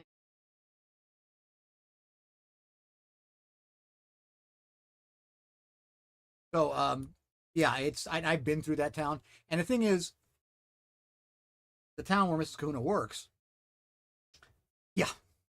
this one's one of the offspring. The town where she works is at the base of the mountains out here, so they get the majority of the weather if we're going to get it, because the clouds all kind of hit the mountains and start to climb up, kind of compresses. So, we're here, we might get a sprinkle, they'll get a pour. We get a pour, they might get, depending on the season, they've seen snow. It doesn't stick down there. I mean, because it's still only at about, I want to say about 1,500, 2,000 feet. It doesn't stick, but they'll get it. And then it goes, and then you can go up into the mountains higher. The mountains there are 6,000 to 8,000 feet. And they're expecting up there maybe as much as a foot of snow tonight. So yeah, it's kind of crazy over there. Makes for great, you know, great skiing. I mean, that's the fun part about where we live is that within 90 minutes, you can be snow skiing, water skiing, camping in the desert, or hanging out on the beach within 60 to 90 minutes of where we live. Now, how do we pay for that? Well, there's earthquakes. And then we also pay for it in the sense that there's it's hot. It can be hot. Damn hot. Africa hot. Tarzan couldn't take this kind of hot. If anybody knows where that's from. Yeah, it can get hot here. I mean, triple digits in the summer is pretty easy. So your electric bill goes kind of through the roof. And that's how it is. But, we're 30 minutes from Disneyland. We're 50 to 60 miles from downtown LA and Hollywood. We're an hour and a half roughly from San Diego. So it's really, we live in a really convenient area. The downside, biggest downside, is earthquakes. Once you've been through a few earthquakes out here, kind of like, yeah, all right, well, big deal. Literally, the last big earthquake we had out here, Mrs. Kahuna and I were earthquake, super rare tornadoes, radars get what they do. Yeah, kind of like the hurricanes. The thing is, we're so inured to the earthquakes. The last real big earthquake we had out here, we were sitting at a restaurant having breakfast, and you can kind of hear an earthquake coming. It's a low rumble that you kind of hear, and it was like conversation stopped, and then the earthquake hit, and chandeliers are moving and everything. And the funniest damn thing is everybody stopped. And then everything stopped moving. The ground stopped moving. Everybody went, huh, and went right back to eating. I mean, it was like out of a comedy. Everybody stopped dead, and as soon as everything stopped moving, went back. Or if you have seen Ocean's 13, there's a scene in a casino where they cause an earthquake, cause the building to shake. Everybody's gambling, and it all stop. As soon as it stops shaking, they just go right back to where they were doing. That's what it's like out here. You just get used to it. Hurricane parties, yeah. Now see, that's my thing with hurricanes. You get warnings so you can have parties. That's the one thing with earthquakes you don't get. There is no warning. It hits, and it hits. All there is to it. You get no choice. It's where it is. You can't hide. There ain't no bathtub to get into. Although you're supposed to get into a door frame, because theoretically the door frames are the strongest part. The problem with getting into a door frame is if the door is open, it's likely to swing and hit you, because it can move things that violently if it's a big earthquake. So, just find someplace safe away from glass. But I've lived here most of my life, and I'm used to it. So, yeah, I remember, oh gosh, I grew up during the Cold War, so I remember duck and cover drills too. Anyway, I think that's where I'm at. Rare earthquakes, super rare tornadoes. Do you get tornadoes over there much? We actually, believe it or not, we actually had one. Well, probably about 35 miles from where we live. Night before last. Remember, Watcher moved to Japan. Earthquake struck while he was streaming. Pretty similar. It was a pause, then a struck. By the way, yeah. I mean, it's the only time we get alert. We have a system out here that gives us alerts. And the problem is that the technology, while it has come leaps and bounds from where it was, say, 10 years ago, the most it's going to give you is maybe about 30 seconds. That's it. There's no air raid sirens or anything like that. We all get, you get notifications on your phone if you have the app. Now, so you say you get about a dozen a year. My guess is the ones you get are going to be less than magnitude 4. And the reason I say that is because a magnitude 4 earthquake, as a rule, feels like a truck going by outside. You will confuse it for a truck going by. Or, some big piece of machinery. You won't recognize it as an earthquake for the most part. Yeah, not much. Normally a little. Yeah. So once you get, say, 10 miles out from the epicenter, it starts to diminish fairly quickly. Now, again, if it's a higher magnitude, for us here, a decent sized earthquake is a 5, 6 is big, and a 7 is ground ripping. And I'm not kidding. Ground ripping. A 7 will literally, at the epicenter, can literally rip the ground. 2 and 30 years of being there. Yeah, I mean, and the thing is, yeah, we get them all the time. The dozen was tornadoes. Oh. Yeah, see, tornadoes here, I think on average, this might be one a year that hits Southern California. And it's usually just some really crazy ass weather. It poured. Well, the other night it poured. I mean, where we live, there are 2 canyons. We live at the mouth of one canyon, and that canyon leads out to the ocean. Well, leads out to a plain that leads out to the ocean. The other canyon is north of us, and it's a mountain pass that comes down from the high desert. So we're kind of in a funnel. If the wind is coming from the ocean, it comes over the hills that are behind our house and comes down. But it usually is a little more moderated at that point, unless it's coming straight through the canyon. But usually offshore winds come, they hit the mountains, they go over the top, and we're okay. But when the winds come out of the desert, they come down that canyon, and they're going to the ocean through our canyon next to us. And no joke, we have winds. This is a 2-story house, and I swear to you, there are winds that will move this house. They will shake this house. And that happens from about August to October. That's our really windy season. That's because it's the hottest season. And so that hot air, you've got cold air down here, and that hot air gets blown into the canyon, and it displaces the cold air, the hot air does, and it's just running out to the ocean. And so we're getting, 60 to 70 mile an hour winds. That's not unusual during the summer, or during the, late summer, early fall. 60, 70 mile an hour winds going by here. Those are gusts, sustained winds of 40 to 50. Yeah, exactly. Oh, we got an ad break.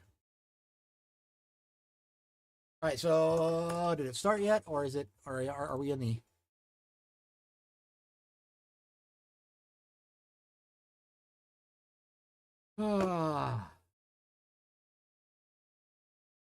Be right back.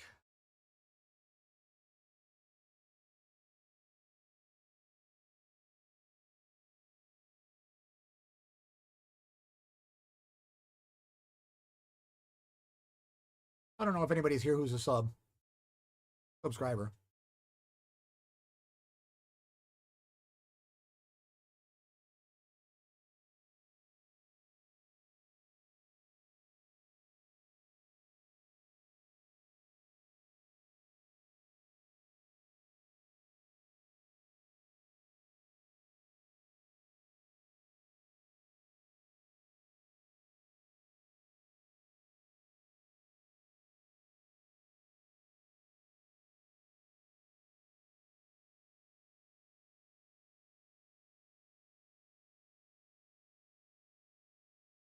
What do you...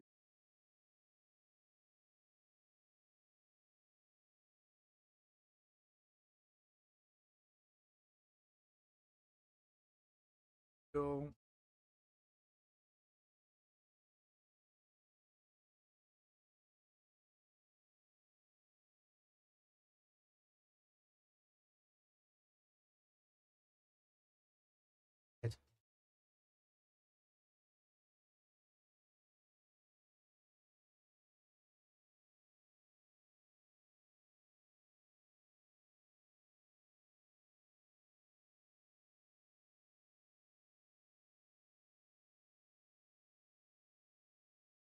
So, gang, I'm thinking we're probably not going to get Mrs. Kahuna back.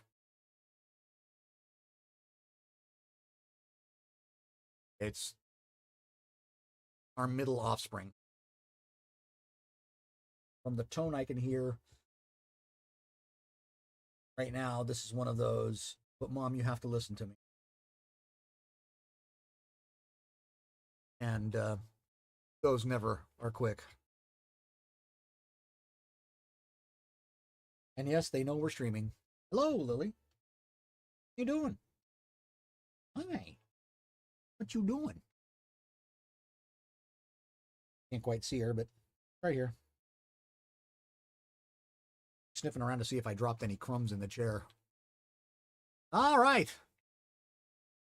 We are back from us. Yeah, the youngest pup. We have three. We have three. Lily is the youngest. She is a black German Shepherd Husky mix. She has more Shepherd than Husky. So she has the curled tail, but the rest of her looks like a German Shepherd. You know, got the curly tail. Our middle pup is Zoe. Lily's like going on 2.5. Zoe is, let's see. Zoe's around 5. She is also a German Shepherd Husky mix, but she's more husky. So she looks like a husky, except she's got some German Shepherd coloring and longer legs than typical husky. Very elegant. And then our oldest is grumpy old man Wesley. He's a Shih Tzu mix of some type, a black dude, and has little man complex, barks at every effing thing that goes by the front door. Well, by the yard, frankly. He's even learned the sound of the mailman and barks when the mailman is at the mailbox. He doesn't even see him. He just barks. An 8-year-old border collie, and he says a chihuahua, not far behind. Wow. I'm guessing they get along okay. Yeah, ours get along for the most part. Wesley's just gotten to be a grumpy old guy. He doesn't want much to do with the other two. He'll tolerate Zoe a little bit because they used to play together before Lily showed up. But imagine, Shih Tzu, husky. In fact, it used to be funny because Zoe used to grab Wesley by the tail and drag him around the house. No joke. And Wesley allowed it. And he would climb on her and chew on her ear and whatever. That's how they used to play. Lily came in and she is she's younger. So she wants to play more and doesn't quite get that he's old and grumpy and doesn't want to play anymore. Sounds like Chihuahua with the barking. They get along fine. The Chihuahua thinks she can get away with more because she's smaller. Yeah. Wesley doesn't try to get away with as much. And frankly, all three of them are good dogs in that. It's just Wesley's got it in for Lily. So, for example, they'll go in Mrs. Kahuna's office or sanctuary. Wesley will jump under the couch if he sees the other two dogs. Okay. But then if Lily especially gets on the couch, not really near him, I mean, she can't even really see him, and he can't see her, he will start growling at her. He'll growl at her sometimes just because she looks at him. He's a grumpy old cuss. So, that happens. I'll be honest, I'm not a Chihuahua fan. I'm not a little dog fan. I'm not a little dog fan. I figure if I want a little dog, I'll get a cat. I know it sounds weird, but you know, dog would have a cat than a little dog. Yeah, Mrs. K is not coming.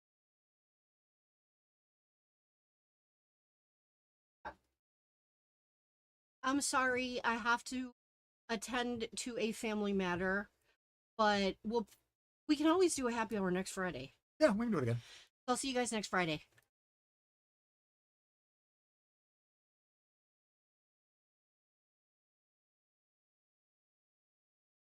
It's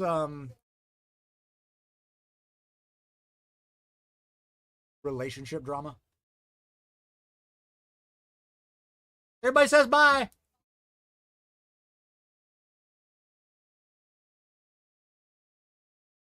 Yeah. So, all right, gang. I think I am.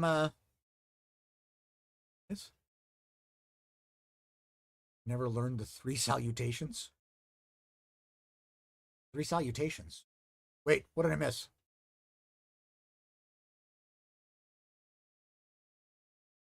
The barking animal.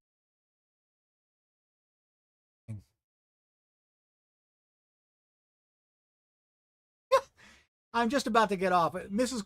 K was on here, but offspring number 2 is having some troubles, and so Mrs. Kahuna had to bail out.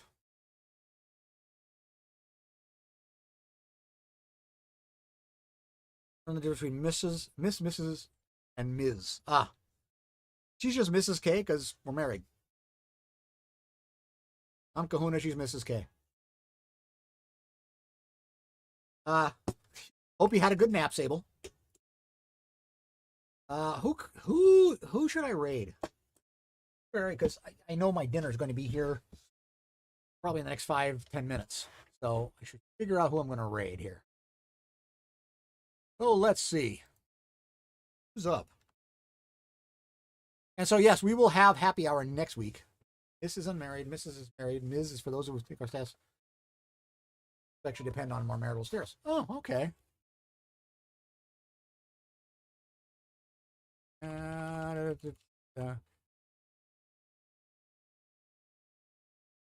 Me, I figure, hey, you works. No, thank you for being here, Altoricine. And we will do happy hour next weekend because that's her Friday of spring break. So, and you'll hear all about the camping trip. All about the camping trip. This is for people like the bank. All right, let's see who's up here. Dino Dare's up. Be the Chaos is up. Coffee's up. Weirdo up. You know, let's send you over to Dino Dare. I haven't sent anybody over to Dino Dare in a while. The bank could call me Ms. What's the old line? Tell me what you want, just not late for dinner. All right. We're going to raid Dino Dare, and I'm going to have to, unfortunately, dine and dash.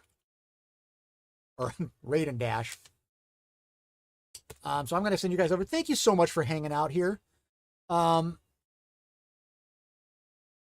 will be back. I will not be back until next Friday. So I will see you guys next Friday. You can call me Hey You. Thanks. I hope you guys have a great weekend, and I will see you guys next Friday for another reads. Get those things into my Discord, gang. I will talk to you guys later. Bye-bye, guys.